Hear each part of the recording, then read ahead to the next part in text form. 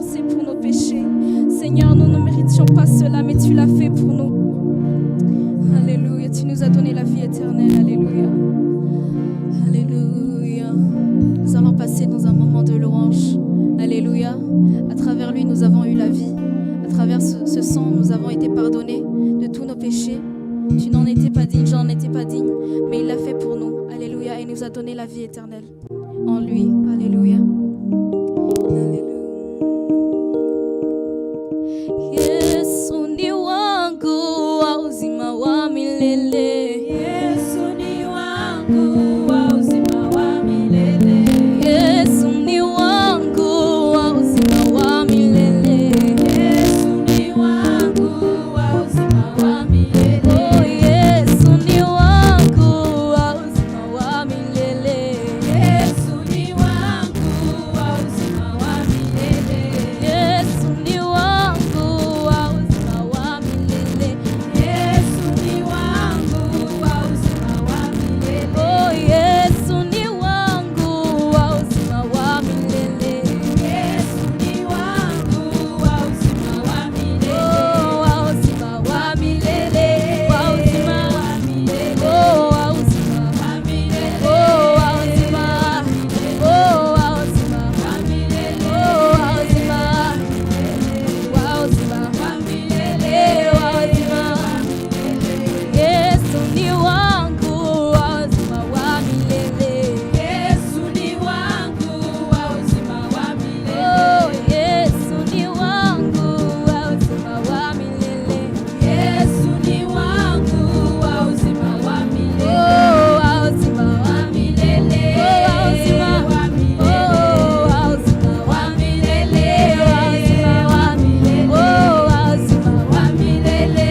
Wa uzima wa milele. Jésus est mon ami de tous les jours. Jésus est mon ami de tous les jours. Oh, Jésus est mon ami de tous les jours. Jésus est mon ami de tous les jours. Il est mon ami de tous les jours. Oh, mon ami, il est mon ami de tous les jours. Oh, mon ami, oh, il est mon ami de tous les jours. Oh, mon ami de tous les jours. Jésus est mon papa de tous les jours. Jésus est mon papa de tous les jours. Oh, Jésus est mon papa de tous les jours. Jésus est mon papa de tous les jours. Jésus, oh, mon ami, il est mon ami de tous les jours. Mon ami de tous les jours. Il est mon ami de tous les jours. Un ami fidèle.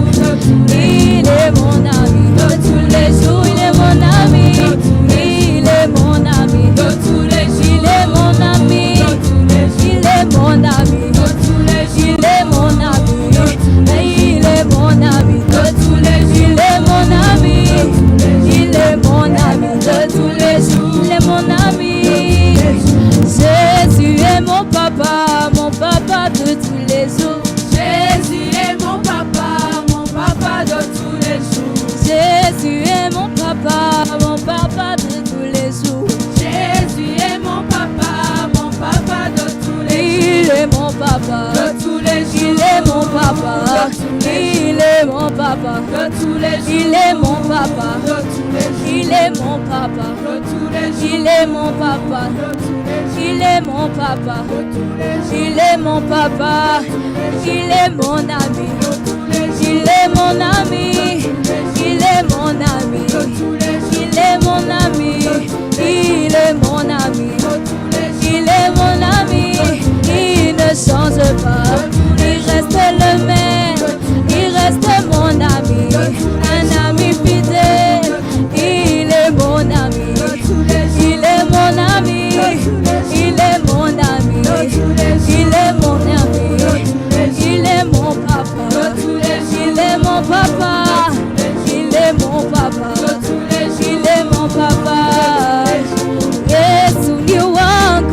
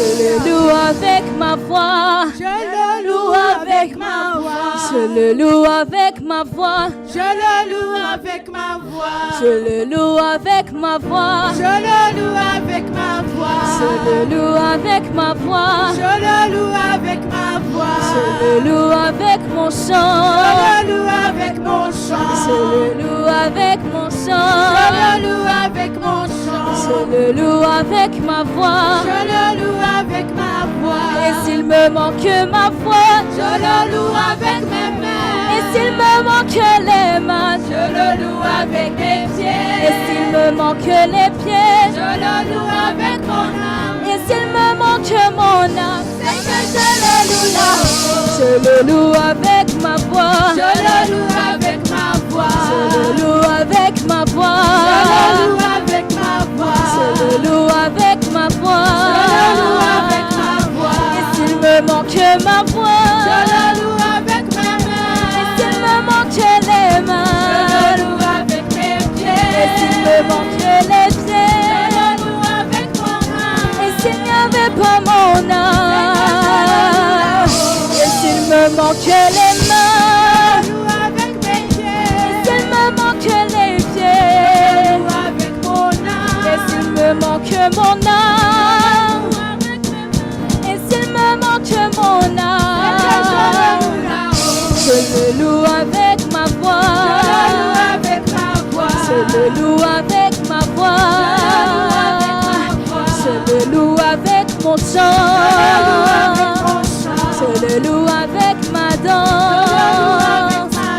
Je le loue avec ma voix. Je le loue avec ma voix. Je le loue avec mes cris. Je le loue avec ma voix. Je le loue avec ma voix. Et s'il me manque ma voix, s'il me manque les mains, Et s'il me manque les pieds, Et s'il n'y avait pas mon âme, Et s'il me manque ma voix, Et s'il n'y avait pas les mains, Et si je n'avais pas les pieds, Et s'il n'y avait pas mon âme, je le loue avec ma voix. Je le loue avec ma voix. Je le loue avec ma voix. Et s'il n'y avait pas ma voix, Et si je n'avais pas les mains, Et s'il me manquait les pieds, Et si je n'avais pas mon âme, Et si je n'avais plus ma voix, Et si je n'avais pas les mains, Et s'il me manque les pieds, Et si je n'avais plus mon âme, je le loue avec ma voix. Je le loue avec ma voix. Et si je n'avais pas ma voix, Si je n'avais pas les mains, Et si je n'avais pas les pieds, Et s'il n'y avait pas mon âme, oh, l'heure de la victoire, de la vérité a sonné dans mon cœur, que Jésus soit loué. L'heure de la victoire, de la vérité a sonné dans mon cœur, que Jésus soit loué. L'heure de la victoire, de la vérité a sonné dans mon cœur, que Jésus soit loué.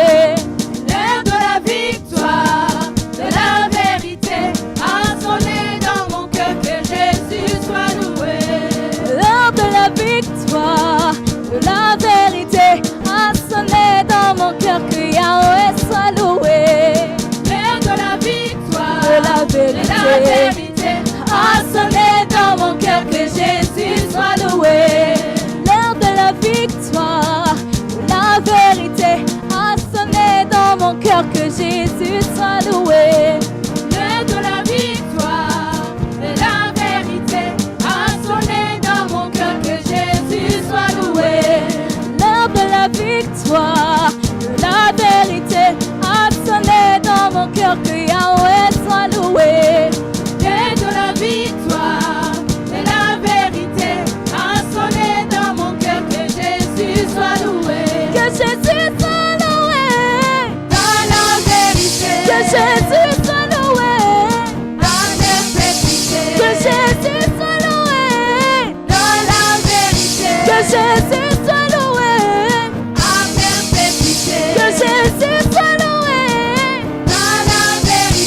Jésus soit loué à perpétuité.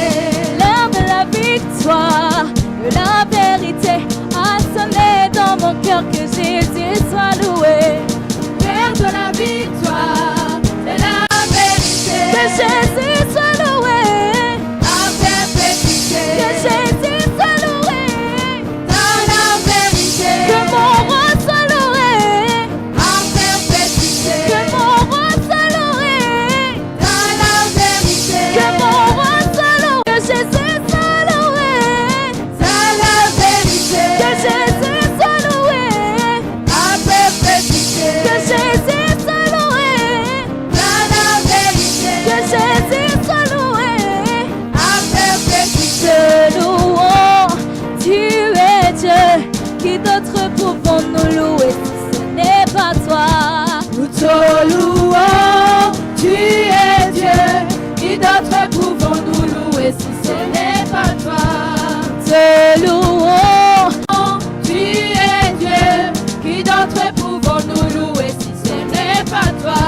nous t'élevons, tu es Dieu. Qui d'autre pouvons nous louer si ce n'est pas toi? Nous t'élevons, tu es Dieu.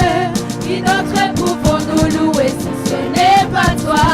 Nous t'acclamons, tu es Dieu. Qui d'autre pouvons nous louer si ce n'est pas toi? Nous t'acclamons, tu es Dieu. Qui d'autre pouvons nous louer si ce n'est pas toi? Nous t'acclamons, tu es Dieu. Qui d'autre pouvons nous louer si ce n'est pas toi? Nous t'acclamons, tu es Dieu. Qui d'autre pouvons nous louer si ce n'est pas toi? Qui soit loué, qui soit loué, Jésus, qui soit loué, qui soit loué, le roi des rois. qui soit loué, qui soit loué, Jésus, qui soit loué, qui soit loué, le roi des rois. qui soit loué, qui soit loué, Jésus, qui soit loué, qui soit loué, le roi des rois. qui soit adoré, qui soit adoré, Jésus, qui soit adoré, qui soit adoré, le roi des rois. qui soit acclamé, qui soit acclamé, Jésus, qui soit acclamé, qui soit acclamé, le roi des rois. Te louons, tu es Dieu. Qui d'autre pouvons nous louer si ce n'est pas toi? Nous te louons, tu es Dieu. Qui d'autre pouvons nous louer si ce n'est pas toi? Nous t'exaltons, tu es Dieu. Qui d'autre pouvons nous louer si ce n'est pas toi? Nous te louons, tu es Dieu. Qui d'autre pouvons nous louer si ce n'est pas toi? Nous t'honorons, tu es Dieu. Qui d'autre pouvons nous louer si ce n'est pas toi? Nous t'honorons, tu es Dieu. Qui d'autre pouvons nous louer si ce n'est pas toi? Qui soit loué, qui soit loué, Jésus, qui soit loué, qui soit loué, le roi des rois. qui soit loué, qui soit loué, Jésus, qui soit élevé, qui soit élevé, le roi des rois. qui soit élevé, qui soit élevé, Jésus, qui soit élevé, qui soit élevé, le roi des rois. qui soit glorifié, qui soit glorifié, Jésus, qui soit glorifié, qui soit glorifié, le roi des rois, qui soit loué, qui soit loué, Jésus, qui soit loué, qui soit loué, le roi des rois. te louons, tu es Dieu. Qui d'autre pouvons nous louer si ce n'est pas toi? Nous te louons, tu es Dieu. Qui d'autre pouvons nous louer si ce n'est pas toi? Qui soit loué, qui soit loué, Jésus, qui soit loué, qui soit loué, le roi des rois. qui soit loué, qui soit loué, Jésus, qui soit loué, qui soit loué, le roi des rois. Que pourrais-je t'offrir? oh Jéhovah, Oh Jéhovah, toi qui as fait tant de merveilles pour moi, reçois, reçois, oh Seigneur, reçois Seigneur,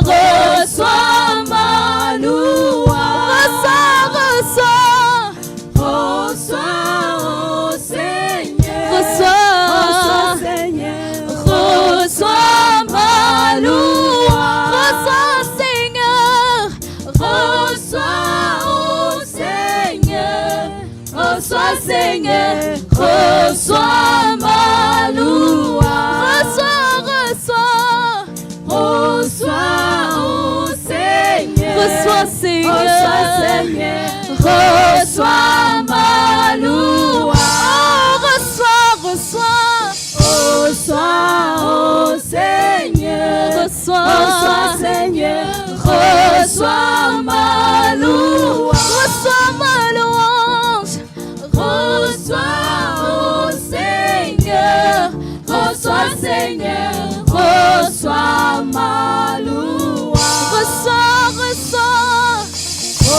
Reçois, oh Seigneur. Reçois, Seigneur. Oh Jéhovah, Toi qui as fait merveille pour reçois. Reçois, oh Seigneur. Reçois, Seigneur. Reçois ma louange. Que pourrais-je t'offrir, oh Jéhovah, toi qui as fait tant de merveilles pour moi? Que pourrais-je t'offrir, oh Jéhovah,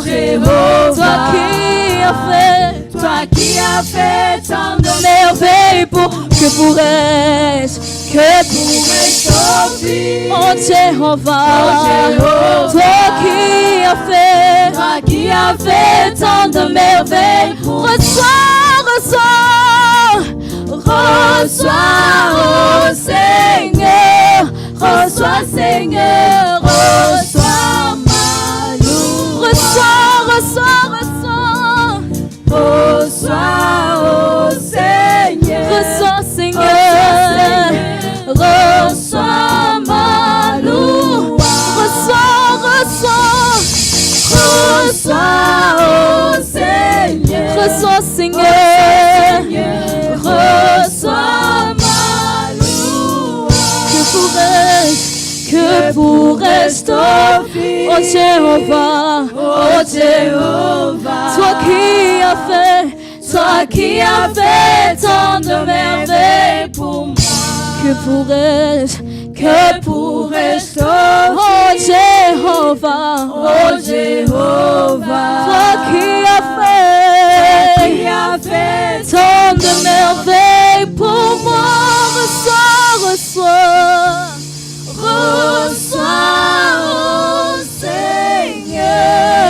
Reçois, Seigneur. Reçois ma louange. Reçois, oh Seigneur. Reçois, Seigneur. Reçois ma louange.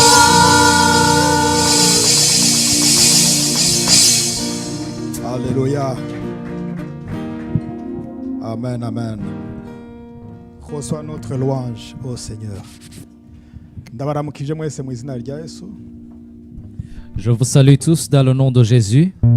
Ndizera ko mumeze neza. Je crois que vous êtes bien portants. Ba ikazire mu nzu y'Imana. Bienvenue dans la maison de Dieu.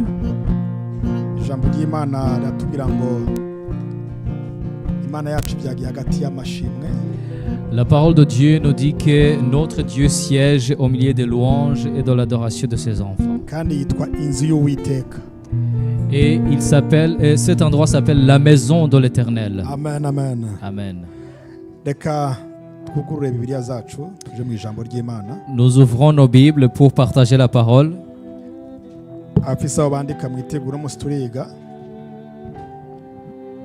Si vous avez de quoi noter avec, vous allez prendre des notes parce qu'aujourd'hui on va étudier. Alléluia. Reka dusome mu gitabo icete Paulo yandikiye Abaroma igice 8 ku murongo wa 14. Nous allons lire l'épître aux Romains chapitre 8 verset 14. Biravuga ngo car tous ceux qui sont conduits par l'Esprit de Dieu sont fils de Dieu.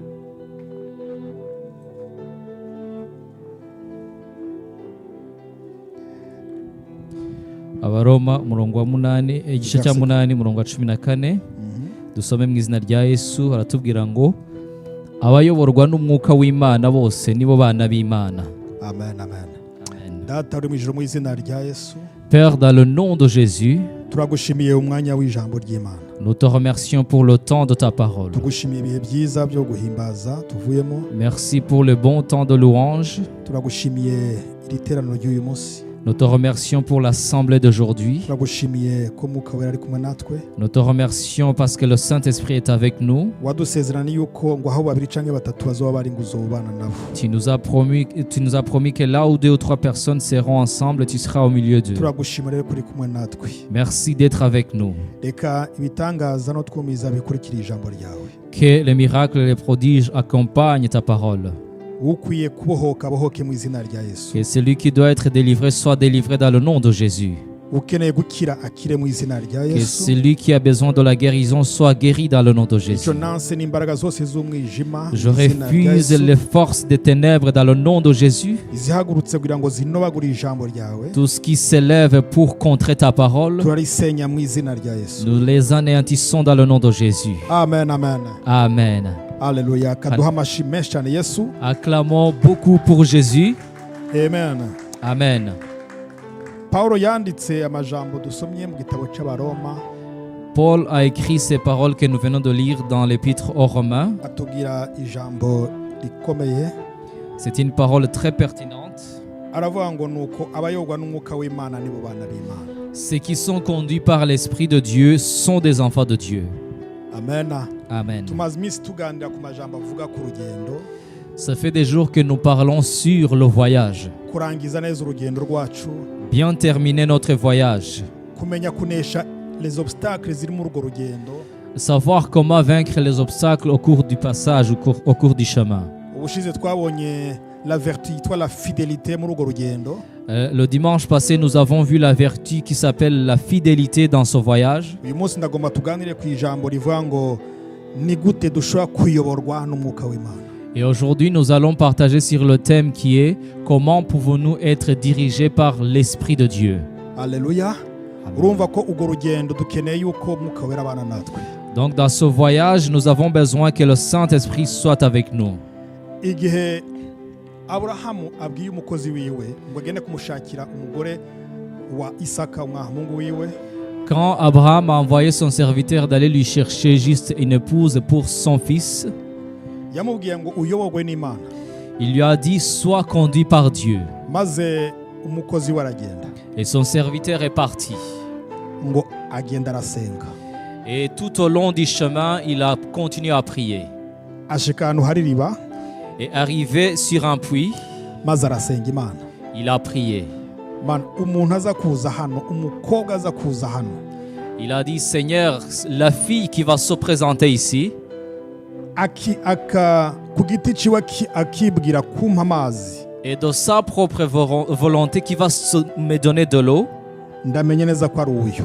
je saurai que c'est la fille que... Ivyo Aburahamu yamuhaye by'ubutunzi. Et il avait amené avec lui, veux-tu partir avec cet homme? Veux-tu partir avec cet homme? ngo ntimundeke mureke njane nawe. Et elle a dit, laisse-moi partir avec lui. Maze Rebeka aritegura. Ainsi Rebecca s'est préparée. Yambara impuzu yiwe. Elle a mis son habit. Agiye guhura n'umukwe. Parce qu'elle allait rencontrer l'époux. Bakora urugendo rurerure cyane. Ils ont fait ensemble un long voyage. Umutima we warabyifuza. Son cœur le désirait. Ariko ntiyaraza hamusanga. Mais elle ne savait pas encore où il allait trouver son époux. Uwo mukozi wa Aburahamu aramuyobora muri iyo nzira. Le serviteur d'Abraham l'a dirigé tout au long de ce Iyo chemin. hataba umukozi wa Aburahamu. S'il n'y avait pas eu ce serviteur d'Abraham, Nubwo Rebeka yabivyifuza. même si Rebecca le voulait, ntabwo yari kuzoshikira Isaka. elle n'aurait pas rencontré Isaac. Uyu munsi natwe dufise umwuka w'Imana. Aujourd'hui, nous avons aussi le Saint-Esprit de Dieu. Uwadukoye amaraso yiwe turamuzi. C'est lui qui nous a rachetés avec le prix de son sang. Nous le connaissons. Imitima yacu iramukumbuye. Nos cœurs le désirent. ariko tudafise umwuka w'Imana Mais si nous n'avons pas le Saint-Esprit de Dieu, ntitwomenya inzira ducana. nous ne saurons pas le chemin à prendre pour y arriver. Urumva ko ni ngombwa tumenye uburyo tuyoborwa n'umwuka w'Imana. Il est donc impératif que nous sachions comment être conduits par le Aya majambo Saint-Esprit. Pawulo rero avuga ngo nuko rero ngo abayoborwa n'uwo mwuka w'Imana. Et c'est pour cela que nous avons lu ces paroles que Paul adresse aux Romains en disant « Tous ceux qui sont conduits par l'Esprit de Dieu Nibo bana b'Imana. sont fils de Dieu. Nibo bashitsa ibinezereza umutima w'Imana. Ce sont ceux qui accomplissent ce qui plaît à Dieu. Nibo bamenya ce qu'il faut mu gihe gikwiye. Et c'est eux qui connaissent ce qu'il faut faire au temps opportun. Bagakora ibinezereza umutima w'Imana. Et ils font ce qui plaît au cœur de Dieu. Ntibihagije gukizwa gusa. Il n'est pas suffisant d'être sauvé Dukeneye seulement. umwuka w'Imana utuyobora buri munsi buri munsi. Nous avons besoin de l'Esprit de Dieu qui nous conduit tous les jours, Atwigisha kugendana n'iyo Mana. qui nous apprend comment marcher avec ce Dieu, Atwigisha gukorera iyo Mana. qui nous apprend comment servir ce Dieu, Atwigisha kubana n'abandi bose Imana idushize imbere. qui nous apprend comment vivre avec tout notre entourage, Atwigisha gukorera mu mbaraga Yesu yadusigiye. qui nous apprend comment travailler dans la puissance que Jésus nous a laissée. Ni ngombwa tumenye uburyo umwuka wera atuyobora. Il est impératif et important de connaître comment le Saint-Esprit nous dirige. Umukristo wese avutse ubwa kabiri Un chrétien qui naît de nouveau ateza kumenya kudiserna uburyo Imana ivuga mu bugingo bwiwe. doit savoir doit discerner comment Dieu parle dans sa vie, Kugira ashobore gushika aho Imana yamugeneye. pour qu'il puisse arriver à destination prévue par Dieu. Haleluya. Alléluia. Yesu ahabwe icubahiro. Gloire à Jésus. Nimba tugomba kuresisa ubuzima bwacu, Si nous voulons réussir dans nos vies, ubuzima bw'ubukristu, la vie de chrétienté, dukeneye ibintu bitatu bikomeye, 3 piliers. nous avons besoin de 3 piliers essentiels. Turakeneye kumenya ijambo ry'Imana. D'abord, connaître la parole de Dieu, turakeneye amavuta y'umwuka wera, cyangwa l'onction. l'onction du Saint-Esprit Turakeneye kandi guhinduka muri caractère tugira ishusho rya Kristo muri. et la transformation dans notre caractère pour avoir l'image de Jésus-Christ. Donc on a besoin de 3 piliers: Dukeneye inkingi la eshatu: parole, ijambo, l'onction amavuta et le changement de caractère. no guhinduka kwa kamere. Alléluia. Alléluia. Tubona ibice bitatu muri Bibiliya. Nous voyons 3 parties dans la Bible. Hariho igice cha avant la chute, igihe abantu ba mbere Imana ibarema bataracumura. Le temps ou la partie d'avant la chute, quand l'homme n'avait pas encore péché. Hari igihe cha inyuma yo kugwa canke yo gukora icaha. Et le temps d'après la chute, donc après le péché. Alléluia. Alléluia. Niki gihe rero c'umwuka w'Imana. Et ce temps actuel du Saint-Esprit. Bibiliya itubwira ko imbere yuko abantu bacumura, La Bible nous dit qu'avant que l'homme pêche contre Dieu, amen, tubona ko Imana yamuhaye kuganza ibiri mu isi byose. nous voyons que Dieu lui avait donné l'autorité sur tout ce qui est dans le monde. Bibiliya ikatubwira ko Imana yaganira na Adamu na Eva buri kagoroba. Dieu nous dit, et la Bible nous dit que Dieu parlait avec Abraham et Ève tous les soirs. N'abantu babona le monde physique ariko bakabona aussi le monde spirituel. Ce sont des personnes qui voyaient le monde physique mais aussi le monde spirituel. Alléluia. Alléluia. Yesu ashimwe cyane. Gloire à Igihe Jésus. cyose babaho bumvira Imana bagenda bashitse ivy'Imana ishaka. À chaque fois qu'ils restaient dans l'obéissance à Dieu, ils accomplissaient la volonté de Dieu. Ariko tubona bamaze gukora icyaha, Mais nous voyons qu'après qu'ils aient péché contre Dieu, batakaje kubona ya Mana le monde spirituel. ils ont perdu la capacité de voir le monde Ntibari spirituel. bagishobora kumva no kubona ibyo mu mwuka. Ils n'arrivaient plus à capter ou à voir ce qui était spirituel. Byasaba izindi mbaraga zindi z'Imana kugira ngo bashobore kumenya ivy'Imana ivuga. Cela demandait une autre puissance de Dieu pour qu'ils puissent comprendre à nouveau ce que Dieu pouvait leur Imibiri dire. yabo ihinduka iyipfa. Leurs corps sont devenus mortels. Bari bakeneye ko Imana yongera kandi ikabashira ahantu bashobora kumva ivy'Imana. Ils avaient besoin que Dieu les mette à nouveau dans un autre endroit où ils pouvaient entendre sa voix. Alléluia.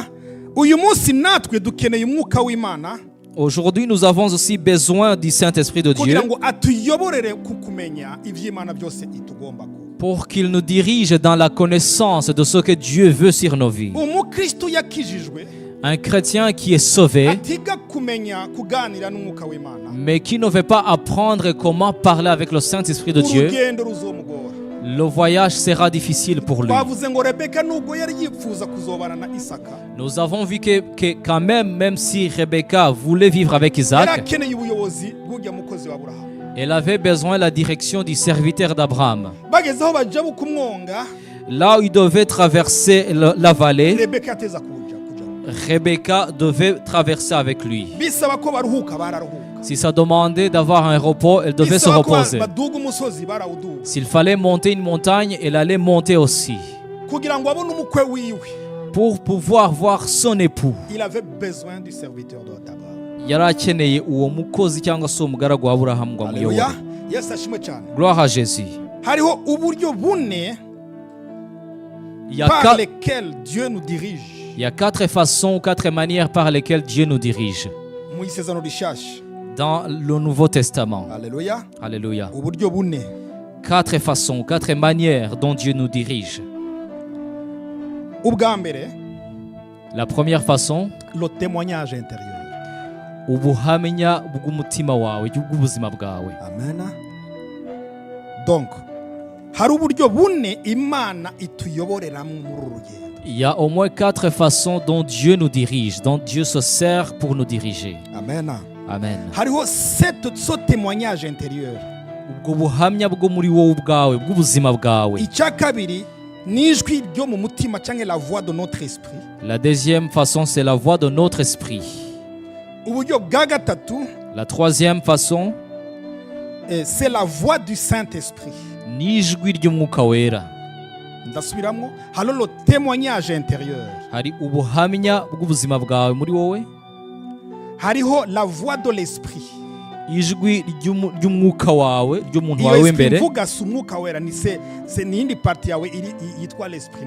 Mwazi ko twayibonye ko umuntu agizwe n'ibice bitatu. L'esprit, quand je parle là, ce n'est pas l'Esprit Saint, mais c'est l'Esprit qui te constitue, parce Donc, que tu es constitué de Ni l'Esprit ijwi aussi. ryo mu mutima. C'est la voix du cœur, la voix intérieure. Ubwa gatatu dukeneye ijwi ry'umwuka wera. Et troisièmement, nous avons besoin de la voix du Saint-Esprit. Alléluia.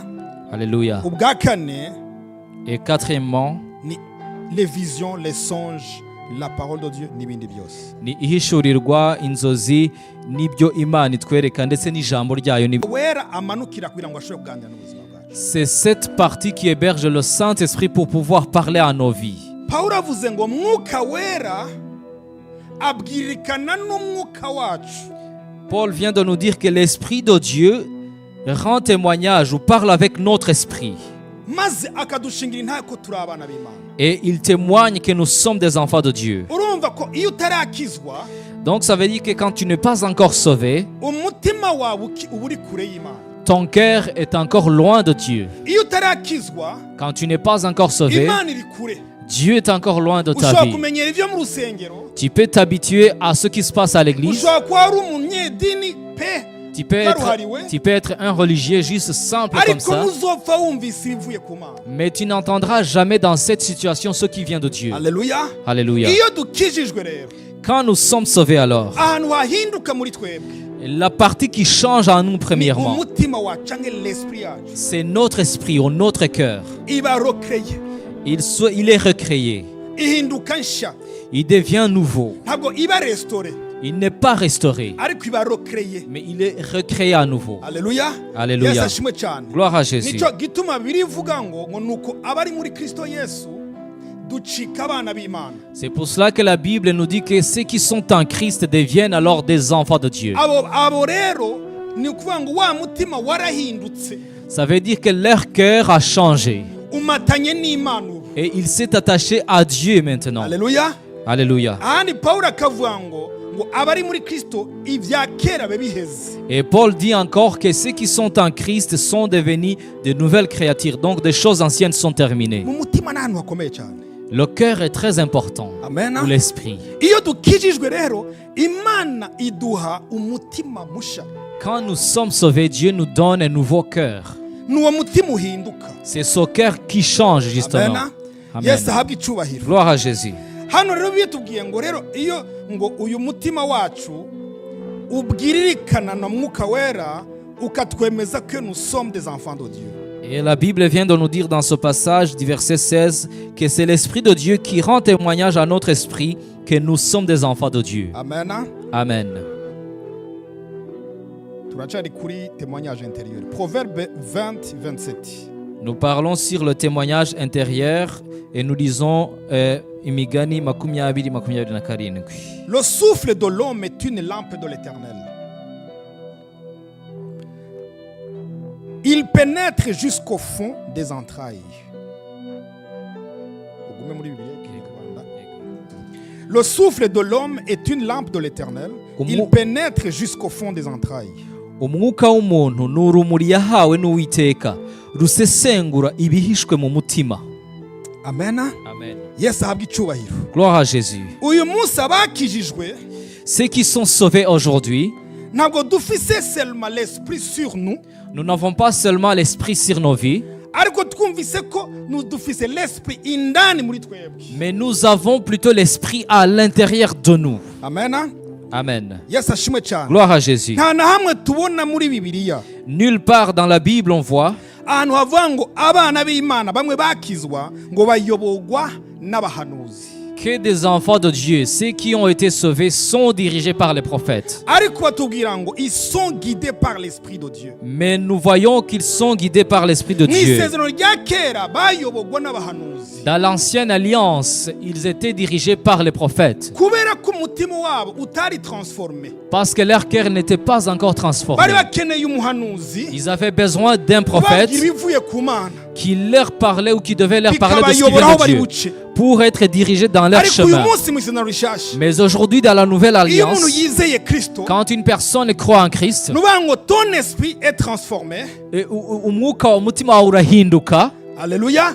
Tugacika abana b'Imana. et nous devenons des enfants de Dieu. Ubu ni ukuvuga ngo Imana directement ifise aho ica ngo itwiyoborere twebwe ubwacu. Ce qui veut dire que Dieu trouve maintenant Alléluia. un canal ou un passage pour nous atteindre personnellement, pour nous Umuntu diriger. wese yakijijwe, Toute personne sauvée umuntu wese yakiriye Yesu nk'umwami n'umukiza, qui a reçu Jésus-Christ comme Seigneur et muri we Sauveur, arafise iyo connection ishobora kumuhesha kumenya ivy'Imana igomba. en elle, elle possède cette connexion qui lui permet de capter ce que Dieu veut lui donner. Ntibisaba kuba ufise imyaka myinshi, Ça ne demande pas d'être trop âgé, ntibisaba imyaka umaze mu rusengero, ça ne demande pas des années que tu as passées bisaba dans gusa l'église. ko wakijijwe. Cela demande seulement d'être sauvé. Iyo rero wakijijwe ukaba utumva ijambo, ukaba utumva ijwi ry'Imana, Et quand tu es alors sauvé, que tu n'entends pas la voix de Dieu, iki ni igihe bikwiye kuba restore.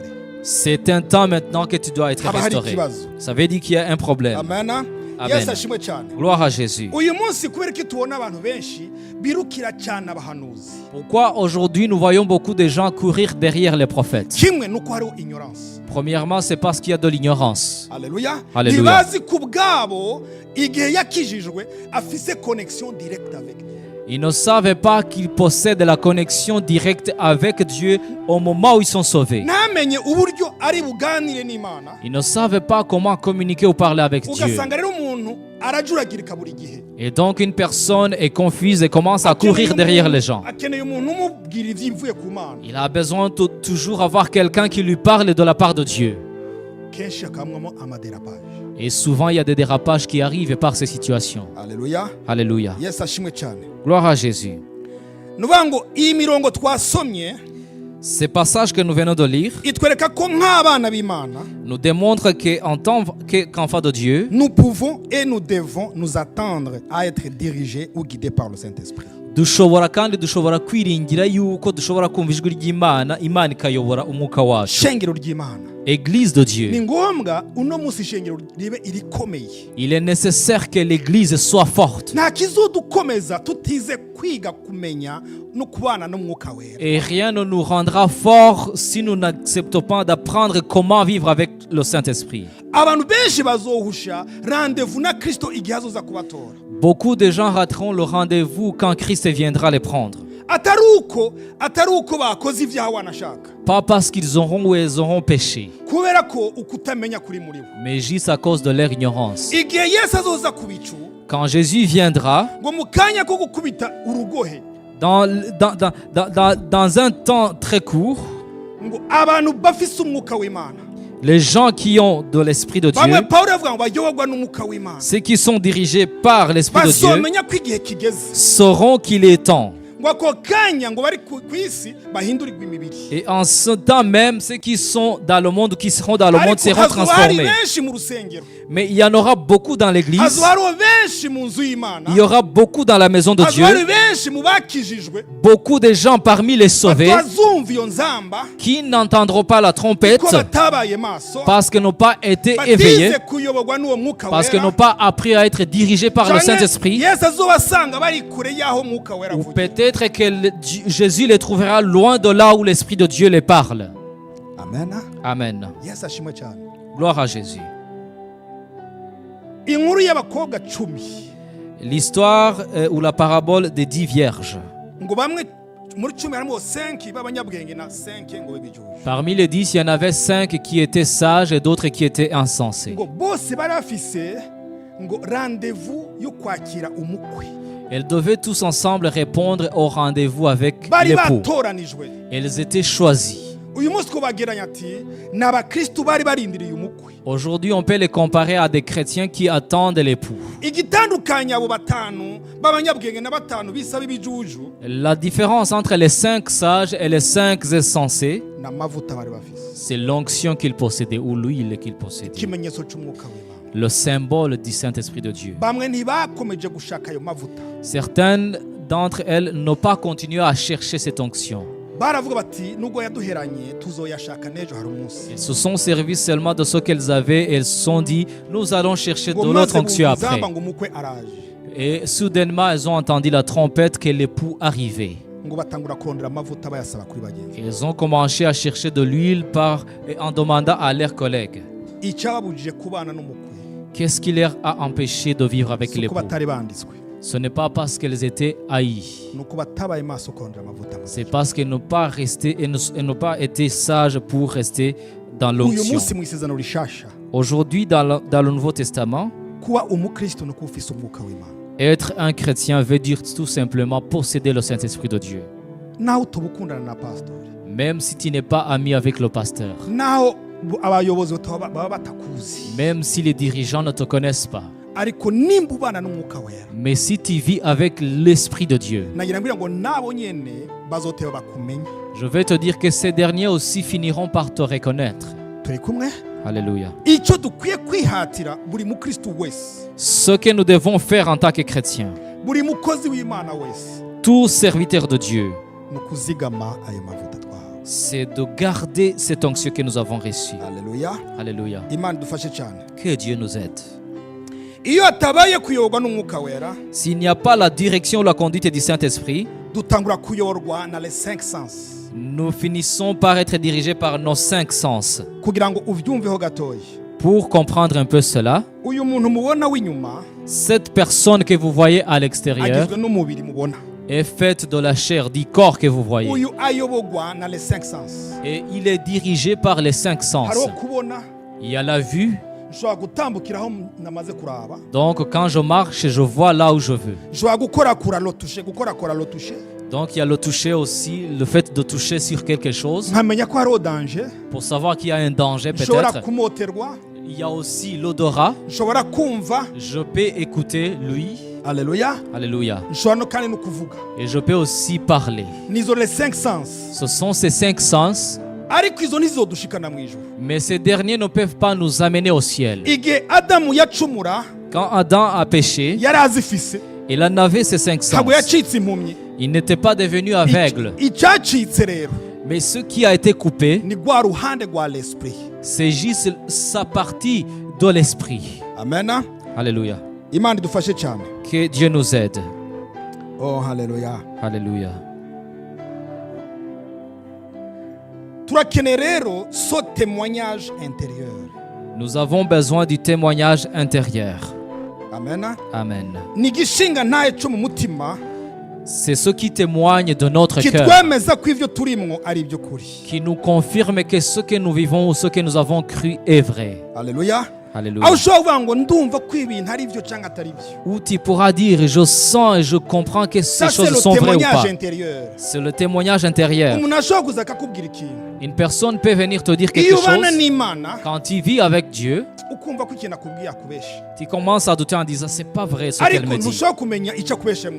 Mais tu ne connaîtras pas peut-être son mensonge là. ariko ton témoignage intérieur akubwira ngo non non non c'est pas juste. Mais ton témoignage, ta voix intérieure va te dire c'est pas juste ce qu'elle t'a dit. turi kumwe si igihe cyose tuzumva ijwi ry'Imana, Ce n'est pas tous les jours que nous entendrons la voix de ariko Dieu. le témoignage intérieur irashobora kunyobora mu masituwasiyo amwamwe Mais mon témoignage intérieur peut me diriger dans certaines situations.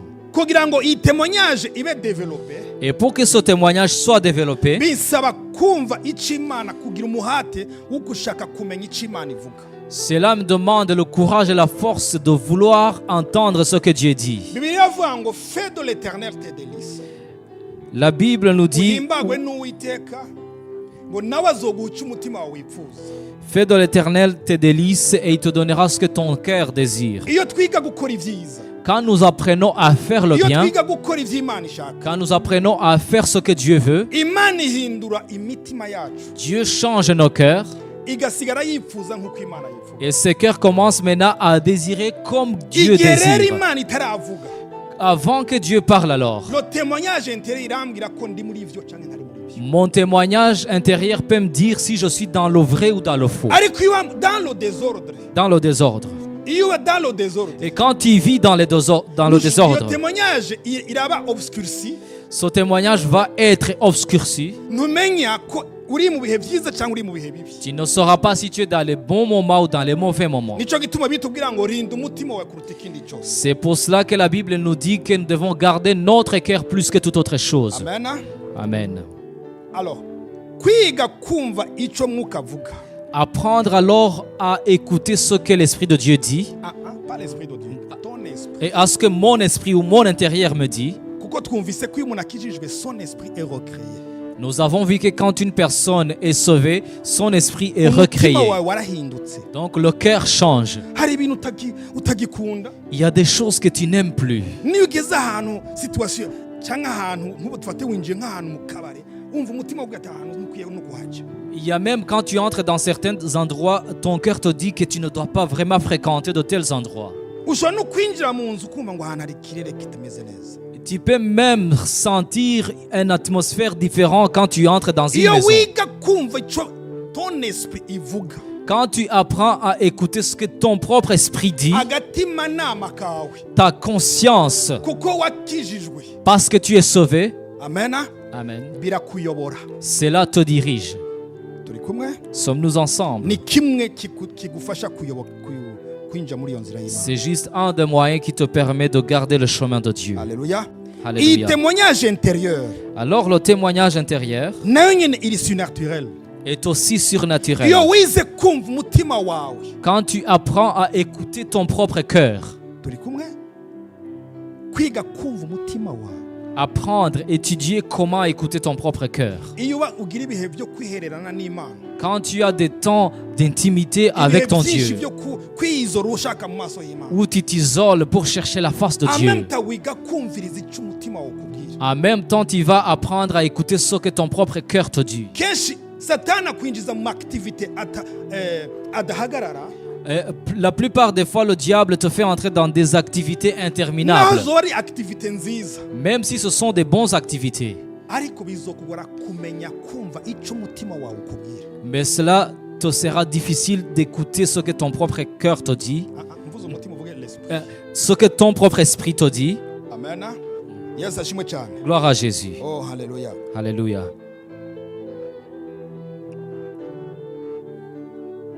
Twumvise ko mwuka wera abwirikana na mwuka w'Imana Nous avons vu que l'Esprit de Dieu rend témoignage avec notre esprit akatwemeza ko turi abana b'Imana. pour nous confirmer que nous sommes des enfants de Dieu.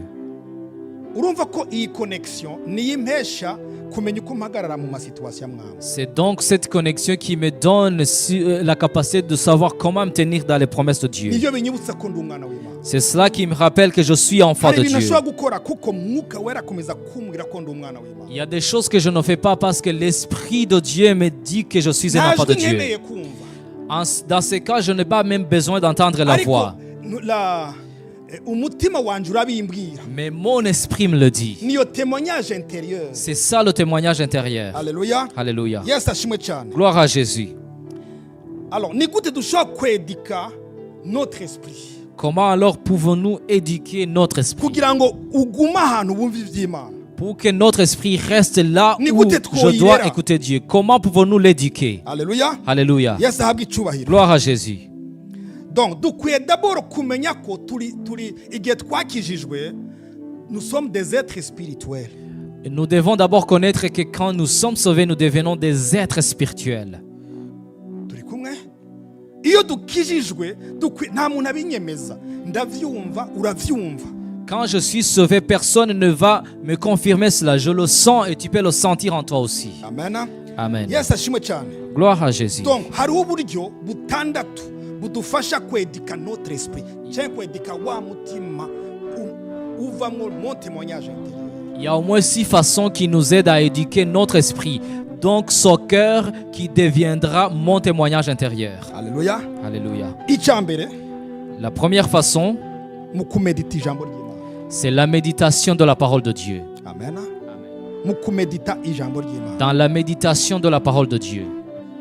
Wibuke ijambo Imana yabwiye Yosuwa, Rappelez-vous de la parole que Dieu a dit à Josué agomba kwinjiza ubwoko bw'Imana. quand il devait faire entrer le peuple de Dieu à Canaan. Yamubwiye ngo ibiri muri ico gitabo Il lui a dit ce qui est dans ce livre, ubirimbure ijoro n'umurango. médite-le jour et nuit. Amen. Méditez ce qui se trouve dans ce livre. Ubyiteho ubisubiremo ibiri muri icyo gitabo. Kandi méditez cette parole jour et nuit. Médite donc la parole de Dieu le jour et la nuit. Igihe cyose umedite rya jambo ry'Imana, À chaque fois que tu médites sur la parole de Dieu, ngo n'ibyo uzokora byose tout ce que tu feras bizobamwo le succès. sera un succès. Alléluia. Alléluia. Yesu ahabwe icyubahiro. Gloire à Jésus.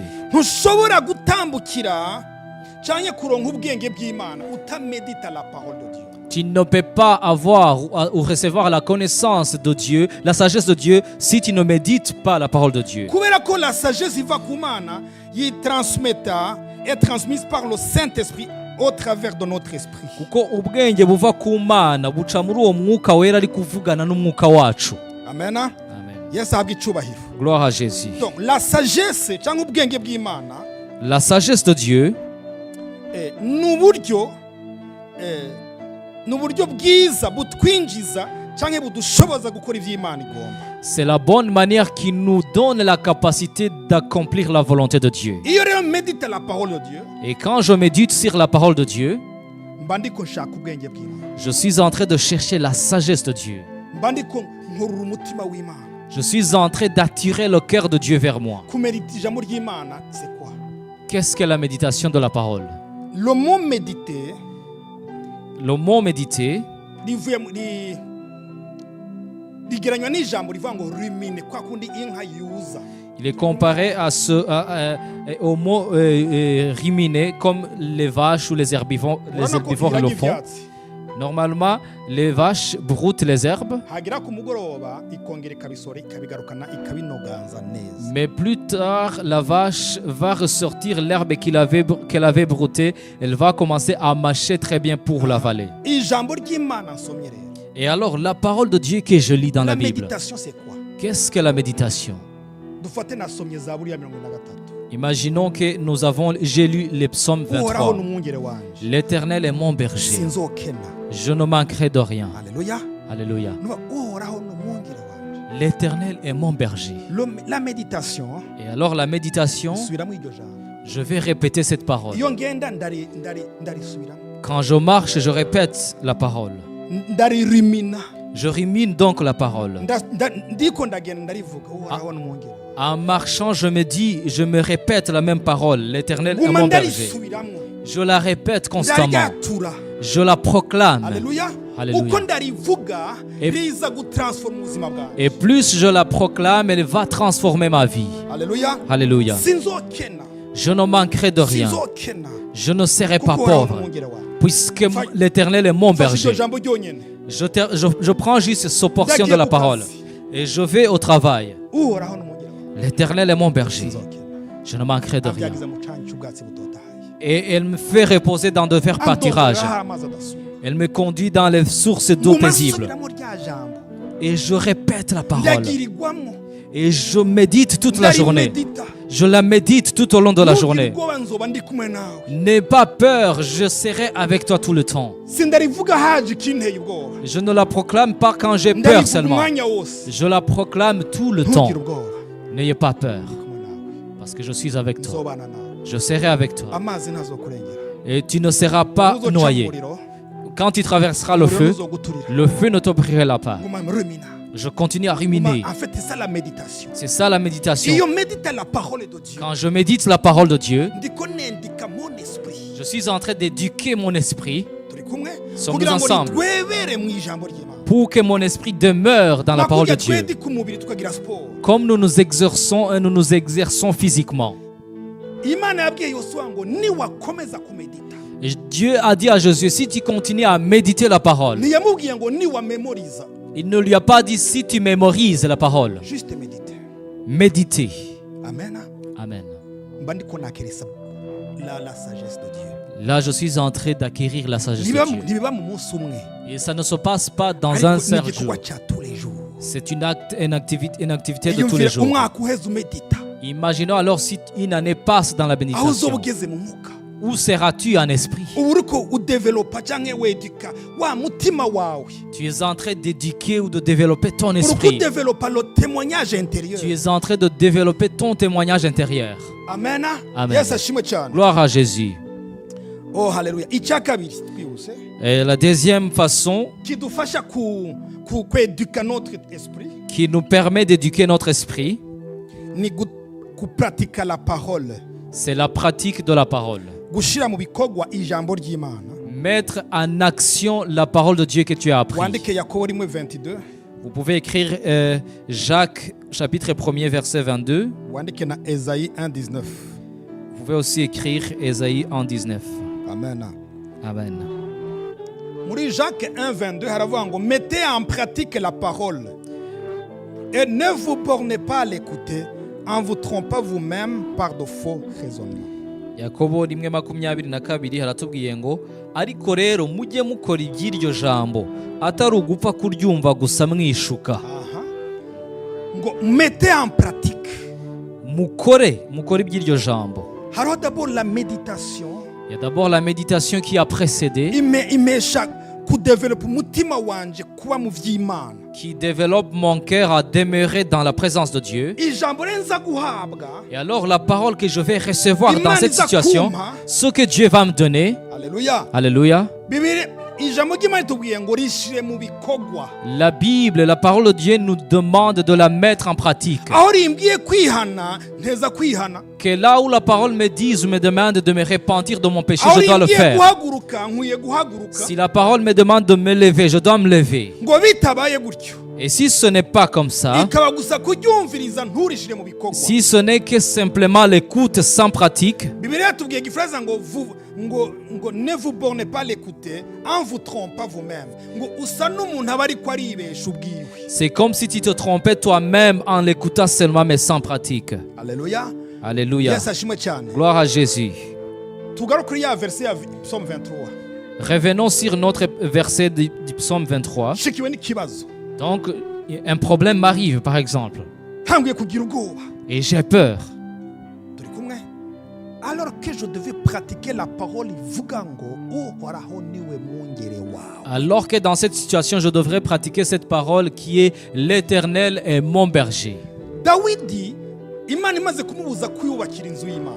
Quand Dieu avait empêché ou avait refusé à David de construire son temple, Yatanguye kurondera ibikoresho bizubaka urusengero. il a commencé à trouver les moyens, à chercher les moyens qui construiront le temple Abantu plus tard. bakabona ibintu byose by'agaciro by'izahabu ibiti byiza arabizana akava ngo nimushyire muri stoke y'inzu zubakwa. Et les gens le voyaient en train d'amasser de tous les objets précieux, de tous les arbres ou de tous les bois qui étaient précieux pour stocker cela Ibintu quelque part. by'agaciro atangura kubitegura biba byinshi cyane. Donc il avait préparé tellement de bonnes choses de grande valeur Abantu pour bakamubwira la ati, maison de "Erega Dieu. wowe uri kurikenesha."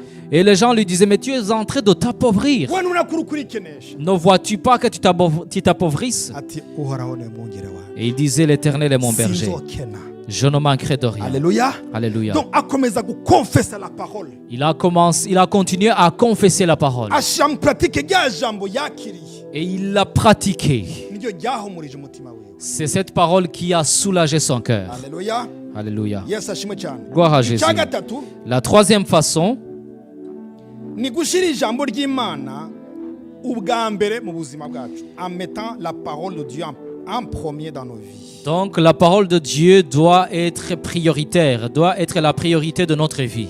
Amen. Amen.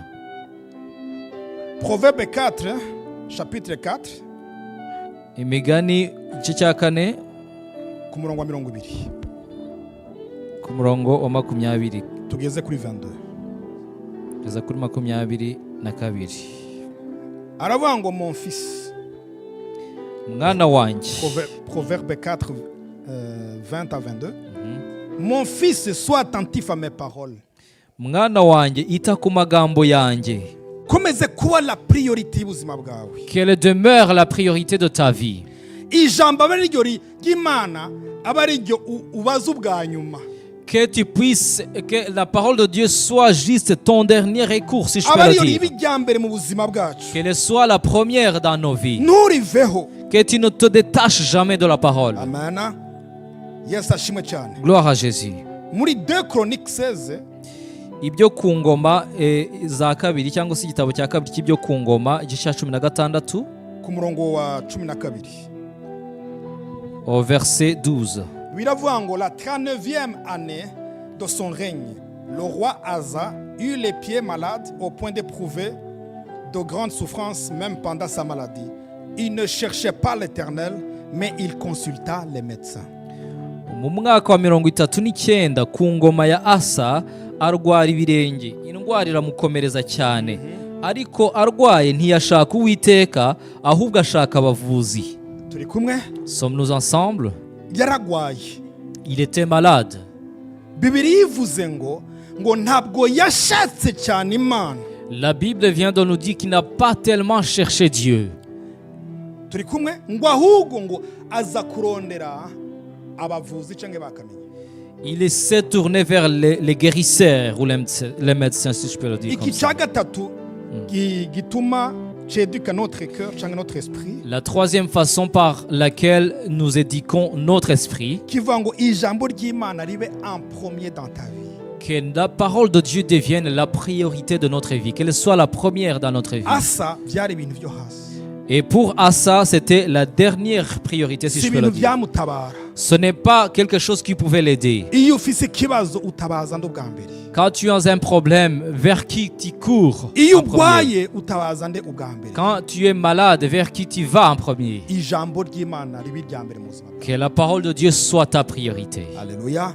Alléluia. Simvuze ko tutokwivuza. Je ne dis pas que nous ne pouvons pas aller à l'hôpital, Nzi ko Imana ishobora gukoresha abavuzi. parce que je sais que Dieu se sert des médecins aussi. Ariko Imana niyo ya mbere. Mais Dieu est notre priorité. Amen. Amen. Icya kane, La quatrième façon, kumvira byihuse ijwi ryo mu mutima wawe. l'obéissance à la voix de ton cœur. Amen. Amen. De ton esprit. pardon. En obéissant instantanément. Obéissance instantanée Muri à notre ako esprit. kanya nyene. Juste en ce temps. Kwiga kumvira ubwo nyene ijwi rivuye mu mutima. L'obéissance instantanée à la voix de ton esprit. Muzi ko umutima wacu ugira ijwi. Vous savez que notre esprit a une voix. Amen. Yesu ashimwe cyane. Gloire à Jésus. Rya jwi ritubwira ngo iki si ciza iki ni kibi. Cette voix qui nous dit ceci est bon, ceci est mauvais. Igihe rero iryo jwi rikuzamutsemo, Alors quand cette voix monte en toi, muri kwa kundi kukweduka ton esprit, au cours de cet apprentissage de l'éducation de l'esprit, ukumva umutima urakugira ati iki kintu si cyo.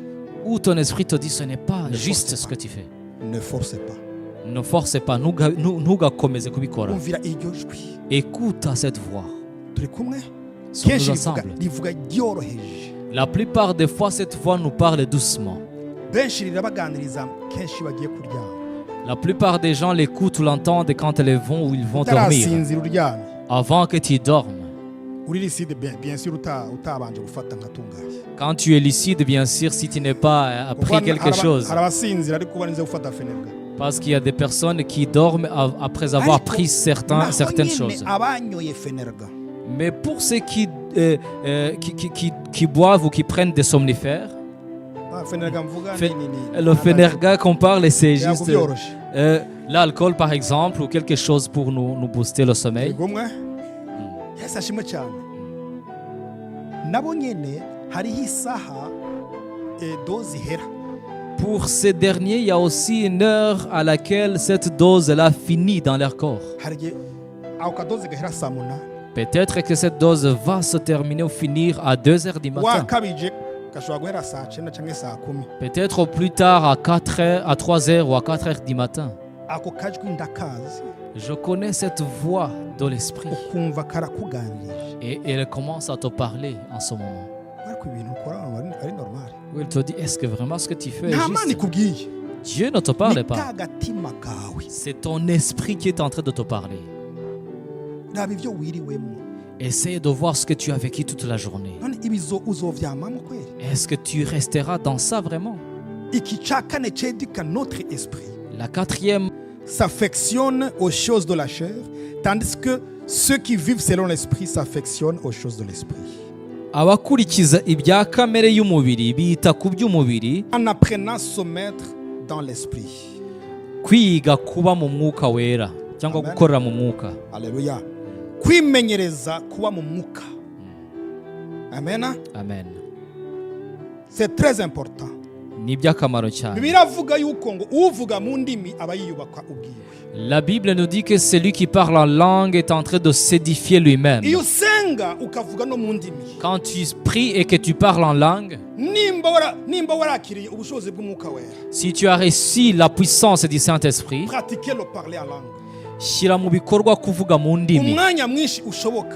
et le plus longtemps possible, Kuko bari kuriyubaka wowe ubwawe. parce que tu es en train de Notre esprit. n'ijwi ry'umutima wacu, ry'umwuka wacu. Amen. Amen. Mu Baroma 9 umurongo wa mbere. Romains 9, verset 1er. Paul aravuga ngo je dis la vérité. En Christ, je ne mens point, ma conscience m'en rend témoignage par le Saint-Esprit. Ndavuga ukuri muri Kristo simbeshya, kuko umutima wanjye uhamanya nanjye mu mwuka wera. Amen. Amen.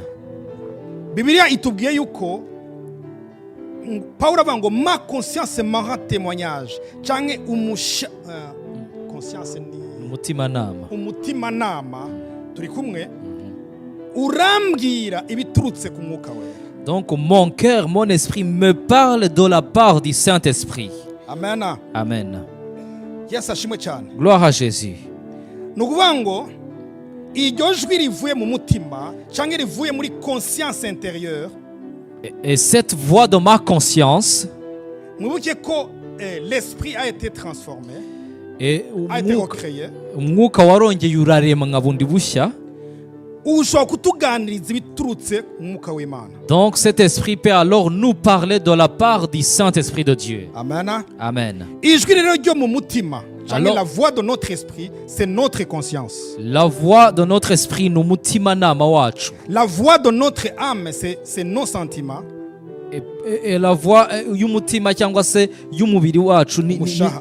y'umutima ni ibyiyumviro byacu. Ah, Ni Ndasubiramo. amarangamutima. La voix de notre esprit, c'est notre conscience. Et ijwi ry'umutima wacu ni umutimanama.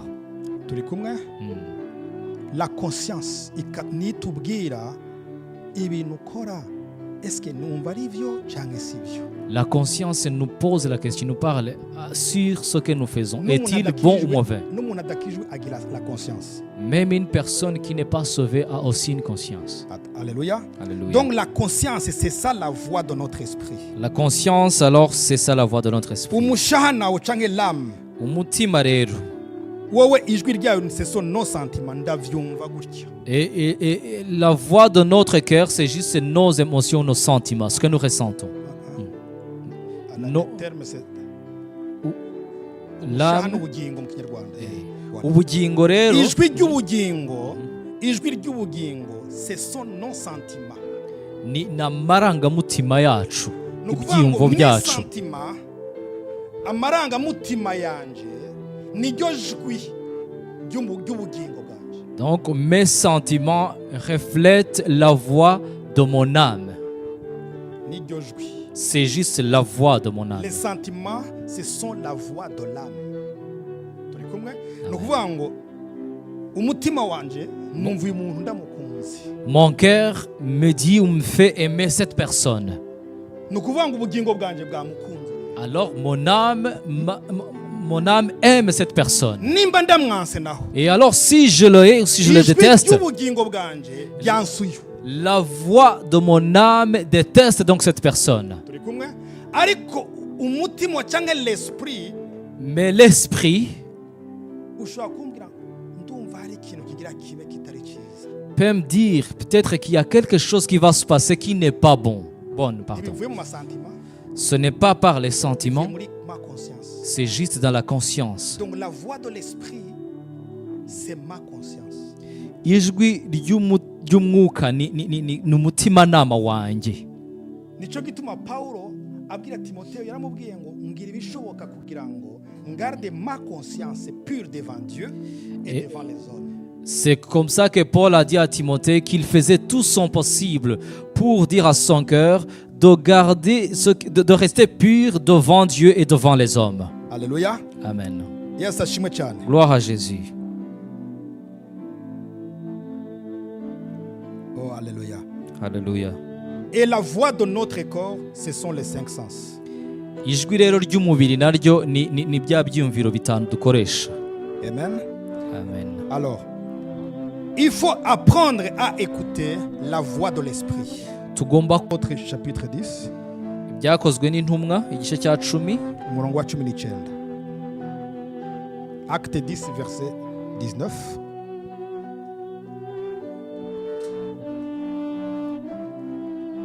Et comme Pierre était à réfléchir sur la vision, l'Esprit lui dit, voici 3 hommes te demandent.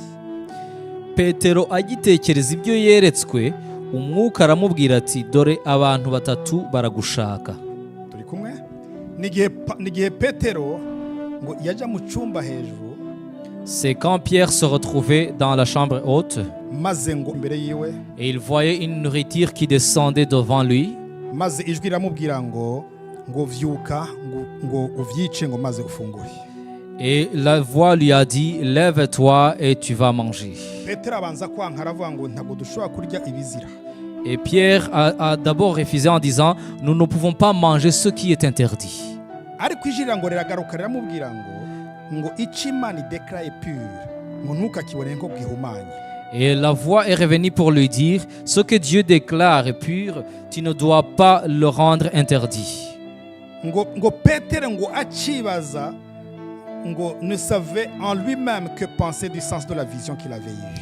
Ntabwo yari azi icyo yatekereza kuri izo nzozi cyangwa izo ndoto yari amaze kugira. Voici les hommes envoyés par Corneille, s'étant informés de la maison de Simon, se présentèrent à la porte. Hanyuma abagabo bari boherejwe na Korneliyo bari bamaze kumenya aho Petero ari, baza gukomanga ku rugi. Ngo Petero ngo arimo ariyumvira rero. Et quand Pierre se posait des questions, yiyumvira kuri ya vision yagize. quand il se demandait des questions sur sa vision, Ngo mwuka ngo l'esprit. Donc l'esprit de Dieu lui dit, voici 3 hommes te demandent. et umwuka w'Imana noneho utumubwira ngo dore abantu batatu baragushaka. Ubundi buryo butufasha muri iyo nzira ni ijwi ryumvikana ry'umwuka w'Imana. L'autre manière par laquelle Dieu nous dirige, c'est juste la voix audible du Saint-Esprit de Dieu. Amen. Amen. Alléluia. Alléluia. Donc Dieu nous dirige par ce que nous appelons la petite voix intérieure, mais il nous dirige aussi par la voix du Saint-Esprit. Imana ituyoboresha rya jwi rituje riri muri twebwe imbere, ariko ikanatuyoboreshwa ijwi ry'umwuka wera. Iyo ijwi ry'umwuka wera rimanutse riza nko kumenga umuntu arakuganirije. Quand la voix du Saint-Esprit descend, c'est comme si quelqu'un te parlait.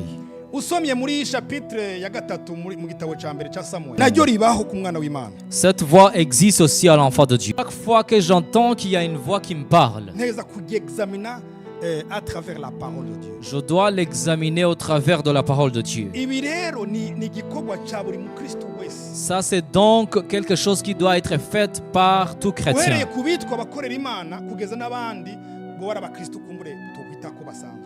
À partir de ceux qui servent Dieu, quelle que soit leur catégorie, jusqu'à ceux qui ne servent pas encore, qu'on appelle les membres ou les fidèles tout simplement. Imana yampaye Parce que le don que Dieu m'a donné, ntabwo ibango cyangwa minisiteri Imana yampaye le ministère que Dieu m'a donné, rikaba kukumva ijwi ry'Imana. ne s'oppose pas à l'écoute de la voix de Dieu. Ntabwo umunsi nabaye pasiteri Donc le jour où je suis devenu pasteur, byavuze ngo ndaruhuse sinzosora kumva ijwi ça ry'Imana. ne m'a pas donné le repos à l'écoute de la voix de Dieu. Iyo mpagaritse kumva ibi twaganiriye bitatu, Quand j'arrête d'entendre ou d'écouter, nous avons parlé sur 3 manières. sinzoba nkiri muri ya nzira, Je ne serai plus dans ce chemin nzoba dans lequel natari Dieu gufata iyindi m'appelle. nzira yindi, J'aurai commencé à prendre un autre kandi muri iyo chemin. nzira nahushijemo yindi, Et si je rate alors vers un autre nubwo chemin, nokoreshwa ibitangaza même si je suis utilisé dans les miracles, abantu bagakira, même si les gens sont guéris, birivuga ngo Yesu yavuze ngo abo bantu nzovuga ko sinigeze mbamenya. la Bible nous dit que Jésus-Christ dira qu'il n'a jamais reconnu ces gens. Ni wowe wamenye gute kandi bakoreshwa mu izina ryawe? Comment n'as-tu pas connu ces gens alors ils ont servi en ton nom? Yesu azovuga ngo icyabayobora muri ijya nzira ntabwo ari jewe. La Bible où Jésus dira, ceux qui vous dirigeaient dans ce chemin, ce n'était pas moi. Hari abayobowe na experience barimo, Il y a ceux qui ont été dirigés par leur propre hari expérience abayobowe n'ivyumviro vyabo, ou leur pensée tout hari simplement, abayobowe n'uburyo idini ribivuga. ou la religion qu'ils fréquentaient. Haleluya. Alléluia. Yesu ngo azovuga ngo sinigeze mbamenya. Jésus dira, je ne vous ai point connu. Nuvuga ngo buri mukristu wese Ça veut dire qu'alors tout chrétien, uba muto ukijijwe uyu munsi cyangwa umaze imyaka 30, que tu sois jeune ou adulte, que tu sois sauvé aujourd'hui ou que tu es sauvé depuis 30 ans, igihe utararangiza urugendo rwawe, avant que tu ne termines ton voyage sur la terre, kumenya uko wumva ijwi ry'Imana. apprends continuellement à entendre la voix de Dieu. Haleluya. Alléluia. Imana idufashe cyane. Que Dieu nous aide. Oh haleluya. Alléluia. Ni ngombwa tumenye ko ijwi numvise eske rivuye muri kamere kanje canke n'umwuka wera ari. Il est important de savoir si la voix que nous entendons envers pasteur, Naho noba nihumuriza, même si je suis en train de me convaincre, de kavuga me nti consoler, Fabrice ntiyankoreye ibyiza, même si je dis le pasteur ne m'a pas fait du bien, reka ndamukomeshe. je vais lui montrer qui je suis. Turi kumwe?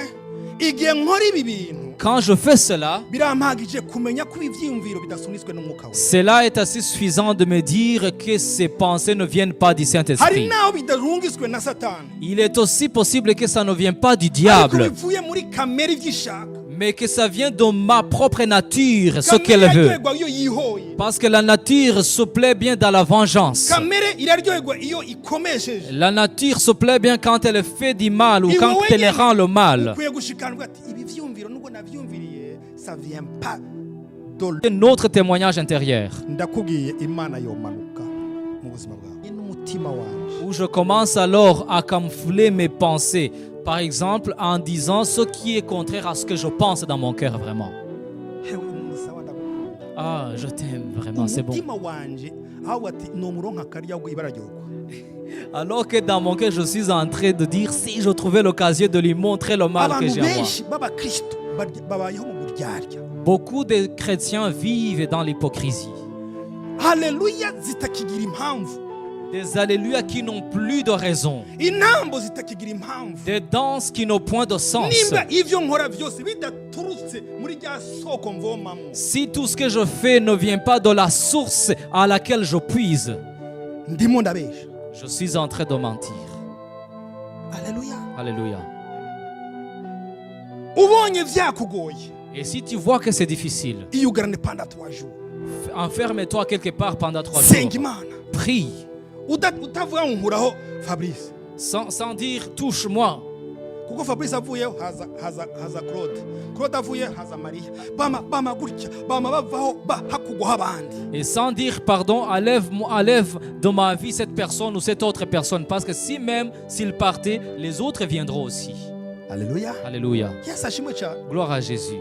Abakristo bangahe bahevye bahetuye ama eglise menshi kubera ko uriya pastor ansitaje akaza kundi mu pastori nawe nyine n'umuntu akamutsitaza akagenda kundi mu pastor uyu munsi ameze nka satellite umizunguruka autour de. Combien de chrétiens parcourent aujourd'hui différentes églises parce qu'elles quittent l'église en disant « Ah oui, ce pasteur m'a offensé ». Elles vont dans d'autres églises, mais le pasteur qui est là est aussi un humain comme les autres.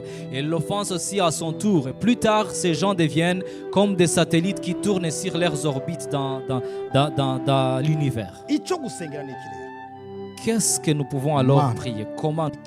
comme l'aigle, cet oiseau qui s'appelle l'aigle. iyo ibonye ko yashaje, Quand il voit qu'il vieillit, umunwa wamaze gusaza, quand son bec est en train de iragenda vieillir, igashaka urutare, il trouve juste un roc quelque part igakubita wa munwa, et il frappe son bec sur le roc kandi kababara, et il se fait du mal vraiment. igakubita kuri rwa rutare, Il frappe ardemment sur le roc none amaraso akaza, et le sang commence à jaillir kikateba kikavunika kikavaho, et le bec finit par se casser. haba hariho douleur nini cyane, C'est une douleur insupportable kuko wa munwa ni ngombwa uri capable gufata la proie, parce que ce bec n'est plus capable d'attraper la proie. ni ngombwa ikora icyo operation kuko hadacyaye ntizosubira gufata ikintu. Donc il doit aiguiser son bec parce que si ce n'est pas le cas, il ne pourra plus attraper juste quelque chose à manger. Byamara kurengana iyo etape, Et quand il traverse cette étape, noneho hakaza iyindi beke un nouveau bec va pousser et qui est aiguisé. ukava muri ya masengesho, Et tu sortes des prières. ba bandi batarahinduka, Et alors que ces gens autour de toi ne sont pas encore changés, ariko hahindutse wewe. mais toi tu es changé. Dawidi aravuga ngo ntegurira ameza hagati y'abansi banje, David dit, tu me prépares la table au milieu de mes ennemis. abansi baracara, Les ennemis m'entourent toujours. ariko imeza nawe warayinteguriye, Mais toi, Dieu, tu m'as aussi préparé la kandi table. singira ubwoba no bankanuriye amaso, Et je n'ai point peur, même s'il me fixe des yeux. ndarya na apeti, Je mange avec l'appétit, uriya mwasa afise icumu agomba kurintera, alors que l'autre peut-être a un couteau et qu'il voudrait me poignarder. amubwira ati sante, Et je lui dis santé ngafungura neza, et je mange à l'aise. kubera ko umutima wanje warahindutse. Parce que mon cœur a été changé. Alleluya, Alléluia. Yesu ashimwe cyane. Gloire à Jésus. Nicyo gituma Yesu yavuga ngo data gira imbabazi abantu bariko baranyica, C'est pour cela que Jésus disait, Père, pardonne-leur. kuko ntibazi icyo bakora. Ils ne savent pas ce qu'ils font. Amen.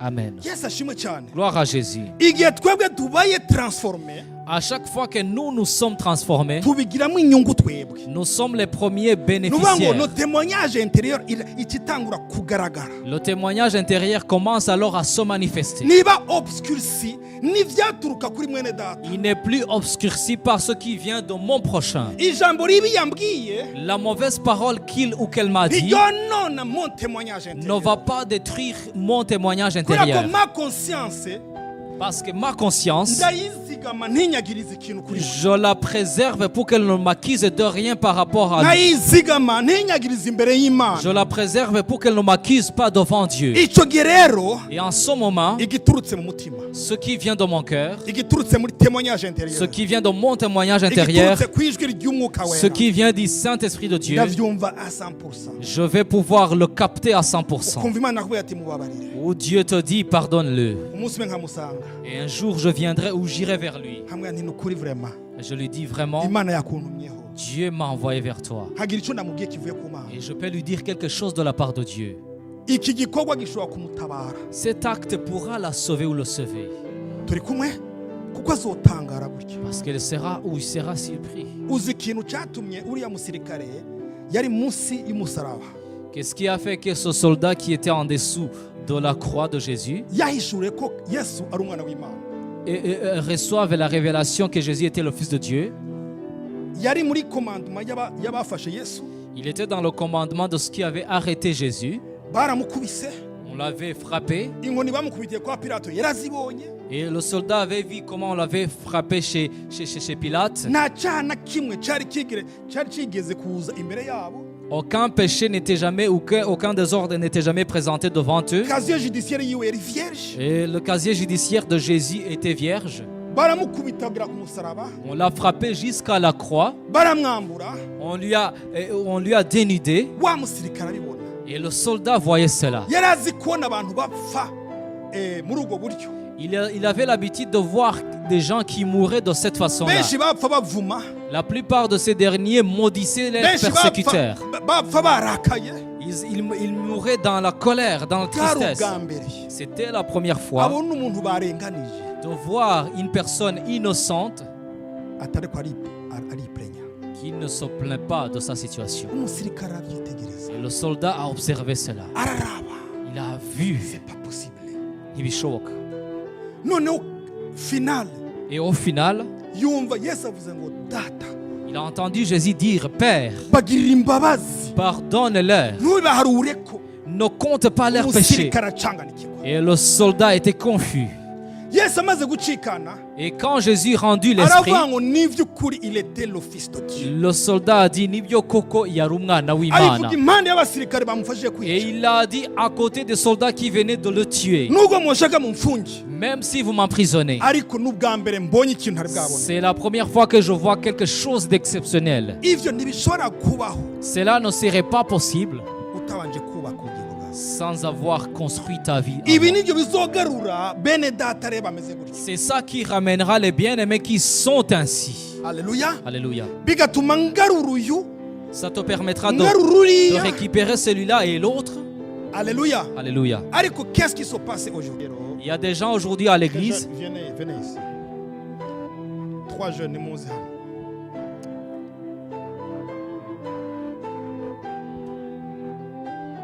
Aba turi kumwe mu rusengero. Et je suis avec eux dans l'église. Turi kumwe mu rusengero. Je suis avec eux dans l'église. Ni bene data. Ce sont les bien-aimés frères et Iyo sœurs. duhuye, Quand je les rencontre, Yesu je ashimwe. les salue. Gloire à Yesu Jésus. ashimwe. Gloire à Jésus. Yesu ashimwe. Gloire à Jésus. Uyu mfite ikibazo nawe. Alors que j'ai un problème avec celui-là. Ariko ntibimbuza kuvuga Yesu ashimwe kuko n'agaforumire keza. Mais ça ne m'empêche pas de dire gloire à Jésus parce que c'est une bonne formule. Kamwereka ko nkibirimo. Ça lui montrera que je suis toujours avec elle. Kandi Imana ibona ko nabivuyemo kera. Alors que Dieu voit que je l'ai déjà écarté Mu depuis. Kirundi hari umugani baca Et en Kirundi, ngo umbisha ko uhize gutya. je l'ai déjà mis de côté, je l'ai Yewe écarté. mbona aba, Je vois que ces deux-là, uyu nta kibazo dufitane ni bon. avec elle, je n'ai aucun problème. Alléluia. Alléluia. Uyu nawe afite genda mbona ko ari mwiza ariko afitane ikibazo n'uyu. Et Nawe peut-être qu'elle a un yarabotse. problème avec celui-là et elle a écarté, elle a bloqué. Je narinzi ngo ni mwiza. Moi, je pensais que c'était une bonne Kumbe nawe personne, afise abandi yateye umugongo. alors qu'elle a d'autres personnes peut-être qu'elle a écarté quelque Imana part. ikitegereza. Et quand Dieu voit cela, Bibiliya ivuga ngo turi umubiri wa Kristo. la Bible nous dit que nous sommes le corps de Yesu Christ. agasanga jewe nari ukuboko ndagwaye. Et alors Jésus voit que moi qui étais le bras, je suis malade. Agasanga uyu yari ukuguru aragwaye. Et que l'autre qui était la jambe est malade. Uyu yari amaso nawe Et aragwaye. l'autre qui était peut-être les yeux est aussi malade. Ariko iyo duhuye rero. Mais quand nous nous rencontrons, Hallelujah. nous chantons tous Alléluia. Abinjiye Alléluia. aha Et les gens qui ngo entrent abantu ici bagiye mu ijuru. vont penser que nous allons au ciel. Imana ikitegereza. Et quand Dieu voit ça, Igasanga wa mubiri il voit que ce ni wa corps-là, mutwe. et c'est le, qui est ce corps, Yesu c'est lui la tête. Jésus c'est lui la tête, Akabona za ngingo. il voit ses Agasanga membres, umubiri umeze gutyo. il voit un corps qui est déformé, qui n'a pas de forme. Nguko ukuntu Yesu ashobora kubona itorero. Voici comment Jésus peut voir l'église. Twe tuzi ngo turakomeye. Nous pensons que nous sommes Itorero forts, ni gutyo. alors que l'église est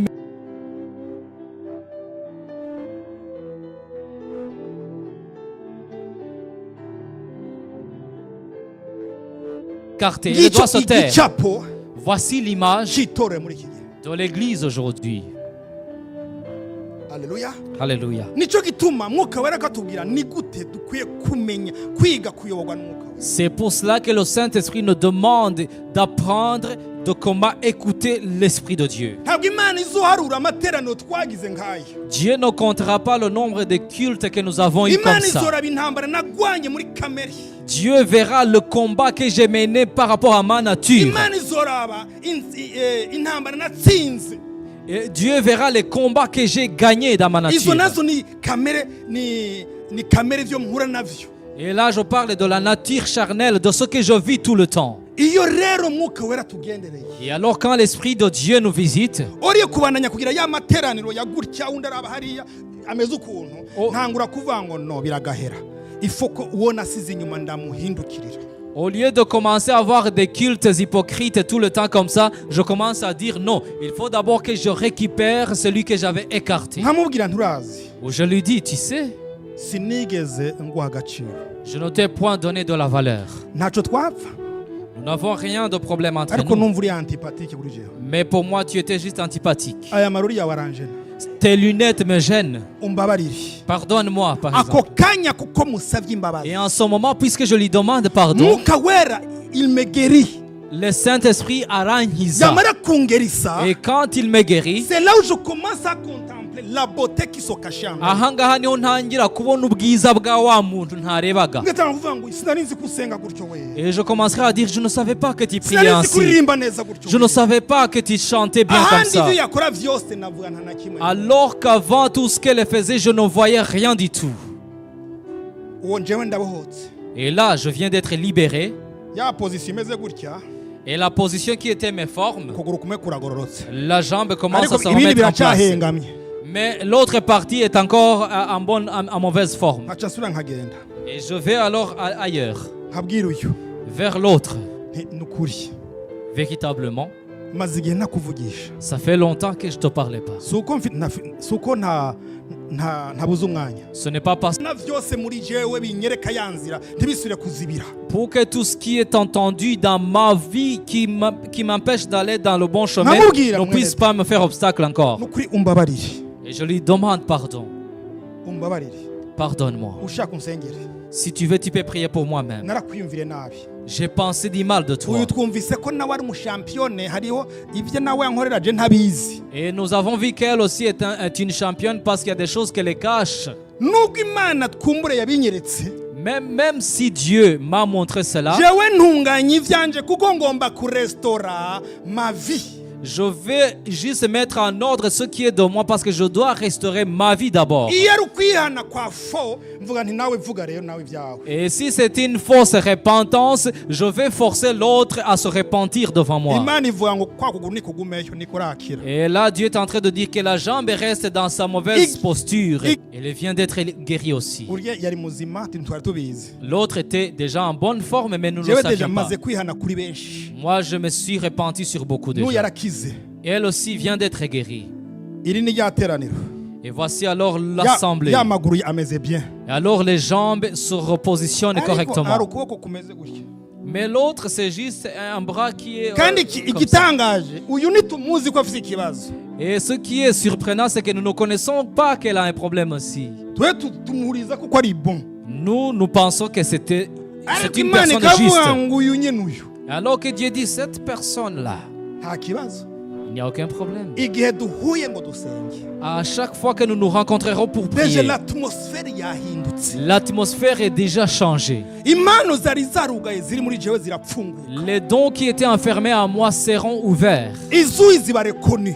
Et ces dons seront reconnus. Uyu nawe aciye aba restore. Et l'autre aussi est restauré. Iyi ambiance ikizana igatuma wa mwene data. Et cette ambiance-là va pousser l'autre au milieu, Nawe yari afise akabazo envers sa sœur. qui avait aussi un problème envers sa sœur, Yihaniramwo.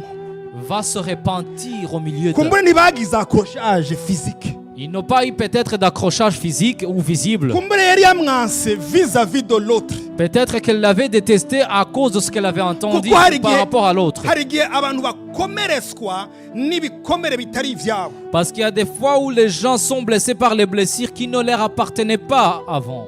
Alléluia. Alléluia. Ndaguha urugero. Je vais donner un exemple. Uyu ko dufitanye ikibazo yaransitaje. Parce que peut-être j'avais un problème avec celle-là. Kaca ngenda kuri uyu. Je vais aller chez Rina ou chez Elnoy Kugira ngo nkwereke icyateye ugutera umugongo. pour montrer ce qui a poussé Elnoy peut-être à s'écarter aussi. Illinois. Et je lui dis, Elnoy, Yes ashimwe. gloire à Ni Jésus. formule magique iyo. C'est juste une formule magique. Iyo ntiyibagirwa. On ne l'oublie jamais. Yes ashimwe. Gloire à Jésus.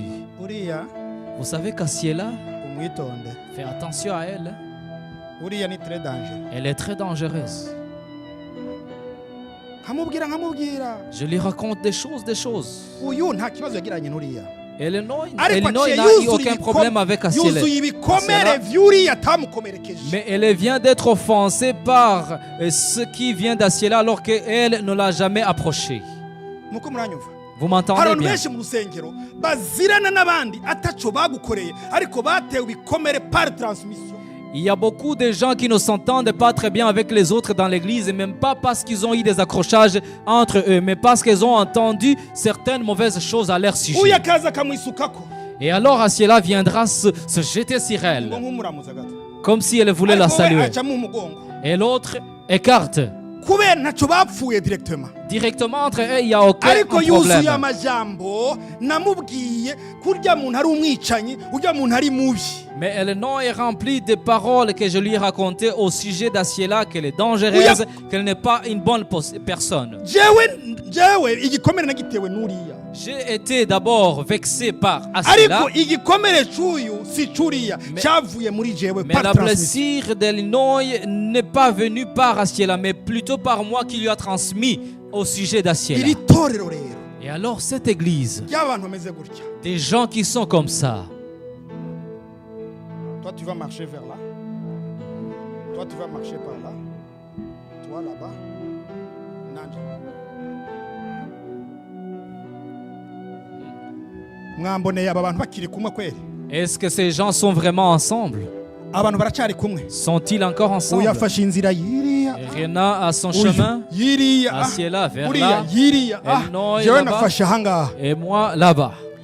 Icyari kuva mu mbaraga ya unité kiracitse. Et ce qui devait sortir de la force de l'unité vient de se briser. Allo turacyari kumwe? Sommes-nous ensemble? Icyari kuva mu mbaraga yo guhura kwa bane kiracitse. Ce qui devait sortir de l'unité de ces quatre vient de se briser. nshobora kuzihanira ngeze hirya ariko je ne retrouverai plus la puissance de cette unité là. Je pourrais me repentir après, ariko ntago nzongera kubona izi mbaraga z'ubu bumwe natakarije ahangaha. Igihe twakoze cya giko cyo kwihana. Et alors quand nous nous repentons, twese tuca tuza. Nous venons tous, nous nous mettons ensemble. Wa mubiri wa Kristo uhagaze neza. Et en ce moment, le corps de Christ se tient aha comme niho il bibiri faut. ivuga ngo babiri canke batatu nibahuza umutima. C'est ici que la Bible nous dit que 2 ou 3 personnes qui sont unies dans un même esprit, n'inama. une même unité, Alléluia. Bahuza umutima n'inama. un même esprit, une même unité. Igitekerezo nzanye. La pensée que j'amènerai, uyacakire nk'iciwe. l'autre va l'accepter comme la sienne. Et l'autre aussi. uyacakire nk'iciwe. Ça sera une pensée Bibiri commune. ivuga ngo ico musaba cyose. La Bible nous dit que tout ce que nous demanderons, nsaba amahanga nzoyaguha yaguha. demande-moi les nations, je te les donnerai. Alléluia. Alléluia. Aba rero dufatanya amaboko Et alors si nous sommes tous unis, tugatambuka. et nous marchons, tugatambuka.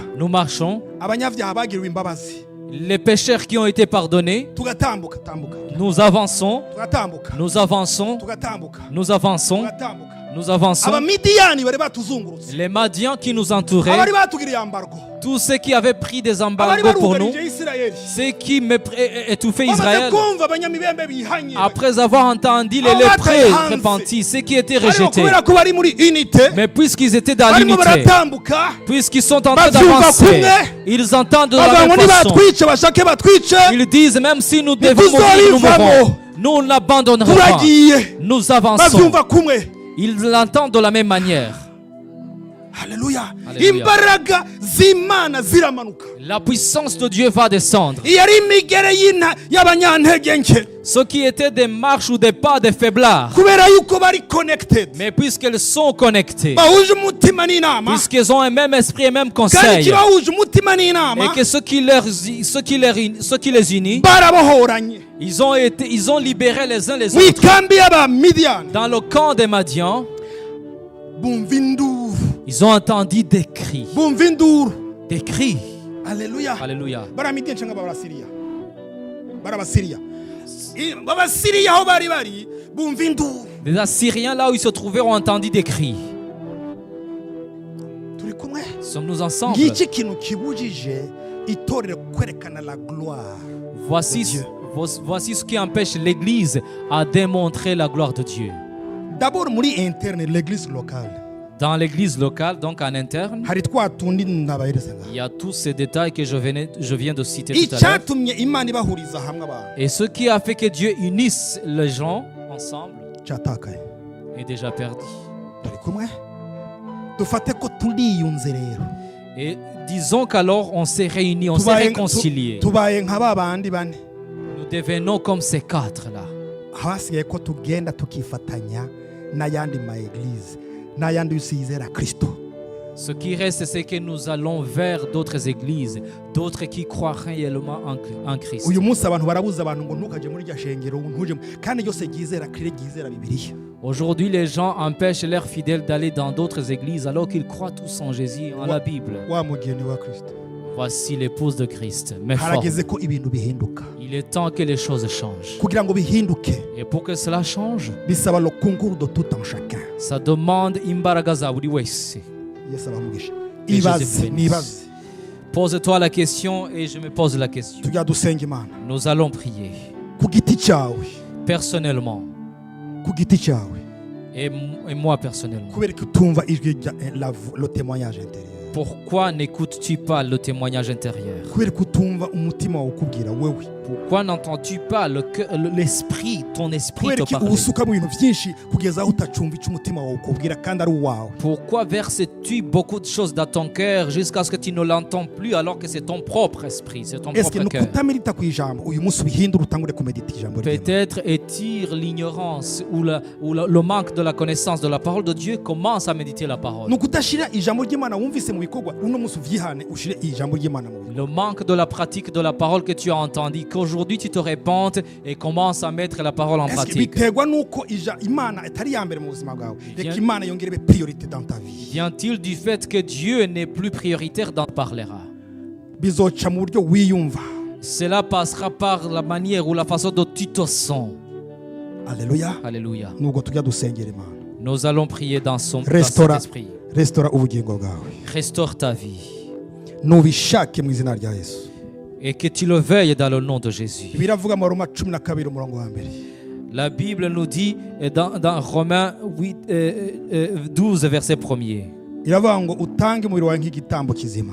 donne ton corps comme un bon sacrifice. Umurongo wa kabiri nawo ukavuga Et le deuxième verset dit, ngo mugire un renouvellement de l'intelligence. ayez un renouvellement de l'intelligence. Reka ivyumviro vyawe bibe imbibe n'amajwi menshi avuye mu mwuka. Que tes pensées soient imbibées par beaucoup de voix qui viennent de Niwige l'esprit. kumva akajwi kavuga mu mutima wawe. Apprends à écouter la voix qui parle dans ton cœur. Niwige gukora ibinezereza umutima w'Imana. Apprends à faire ce qui plaît à Dieu. Niwige gukora ivy'Imana ibona ko ari vyiza. Apprends à faire ce que Dieu approuve comme bon. Nimba hari icyo upfa na mugenzi wawe, Si tu as un déférent avec ton prochain, wiyunge nawe. réconcilie-toi avec lui. Kubera ko ivyo bizokubuza kumva ivy'Imana ikubwira. Parce que cela t'empêchera d'écouter ce que Dieu te dit. Imirimo myinshi uzokorera ukorera Imana Les œuvres que tu feras pour Dieu ntabwo izohindura nutatunganya ubuzima bwawe. ne changeront jamais rien si tu ne changes pas ta vie d'abord. Iri jambo ryaziye mu buzima bwawe. Cette parole est venue pour ta vie. Tunganya.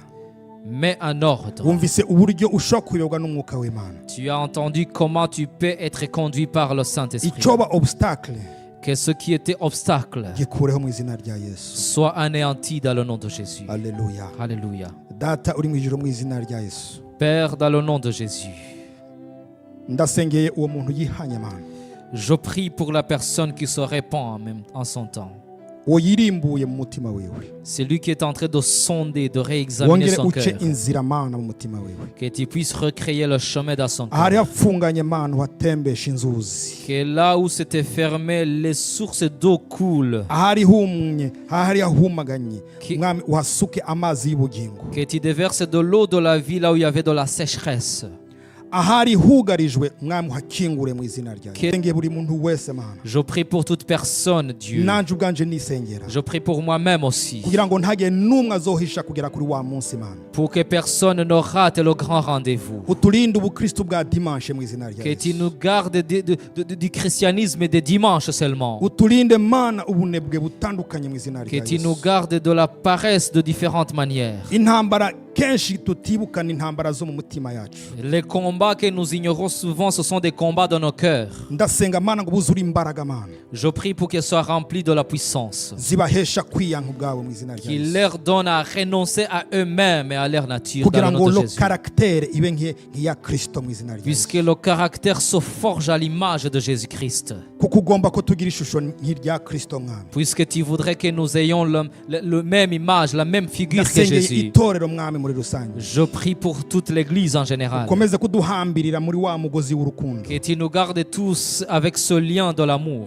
kugira ngo amasengesho yacu uwiteka Pour que nos prières au Éternel, kugira ngo imirimo yose dukoreramo uwiteka pour que les œuvres que nous faisons ici au Éternel ntigaragare nk'induru imbere y'amatwi yawe ne puissent pas paraître comme des cris insensés dans tes oreilles, ariko igaragare mu bushobozi bwawe mais qu'elles paraissent comme ta puissance. igaragaremo urukundo rwawe Que ton amour se manifeste dans ces œuvres. kugira ngo icyo ushaka ko kiba mwami kiganguke mu izina rya Pour que seule ta volonté s'accomplisse ici dans le nom de Jésus. mana uwari yugarijwe mu buryo bumwe canke ubundi Que celui qui vivait ou qui était étouffé d'une manière ou d'une uwo autre, satani reko atwaza igitugu celui que le diable était en train de conduire par force, ndamusengera mu izina rya yesu je prie pour celui-là dans le nom de ubushobozi Jésus. bwawe bumanukire mu izina Que rya ta yesu force lui descende dans le nom de Jésus. abe libéré au nom puissant de Jésus Qu'elle soit libérée dans le nom puissant de kuko wavuze Jésus. ngo toute arme forgée contre nous sera sans effet Intwaro yose yacuriye kuturwanya nta kizadutwara. mu izina rya yesu Dans le nom de Jésus. dusabiye umugisha itorero ryawe Je bénis ton Église. mana urigirire neza mu izina rya Que yesu tu lui fasses du bien dans le nom de Jésus. urihe gukura mu izina rya yesu Que tu lui donnes la croissance dans le nom de gukurira mu Jésus. buntu bwawe n'imbabazi La zawe croissance dans ta grâce et dans ton mu pardon. gukunda ijambo no kugukunda mu izina Dans rya yesu l'amour pour la parole et dans l'amour envers toi dans le nom de Jésus. ugukunda imana kugwire mu bugingo bwabo mana. Que l'amour envers toi s'intensifie dans notre vie. ishaka y'inzu ya data rigwire mu mitima Et yabo que mana. le zèle de la maison du Père s'augmente dans notre cœur. kuko ibyo dukora byose uwiteka Parce que tout ce que nous faisons au Éternel, tuzi neza ko tuzobironkera nous intera savons que nous en serons récompensés. urakoze mwami Merci, ô Dieu, ni mu izina rya yesu dans le nom de Jésus. amen amen Amen, amen. Haleluya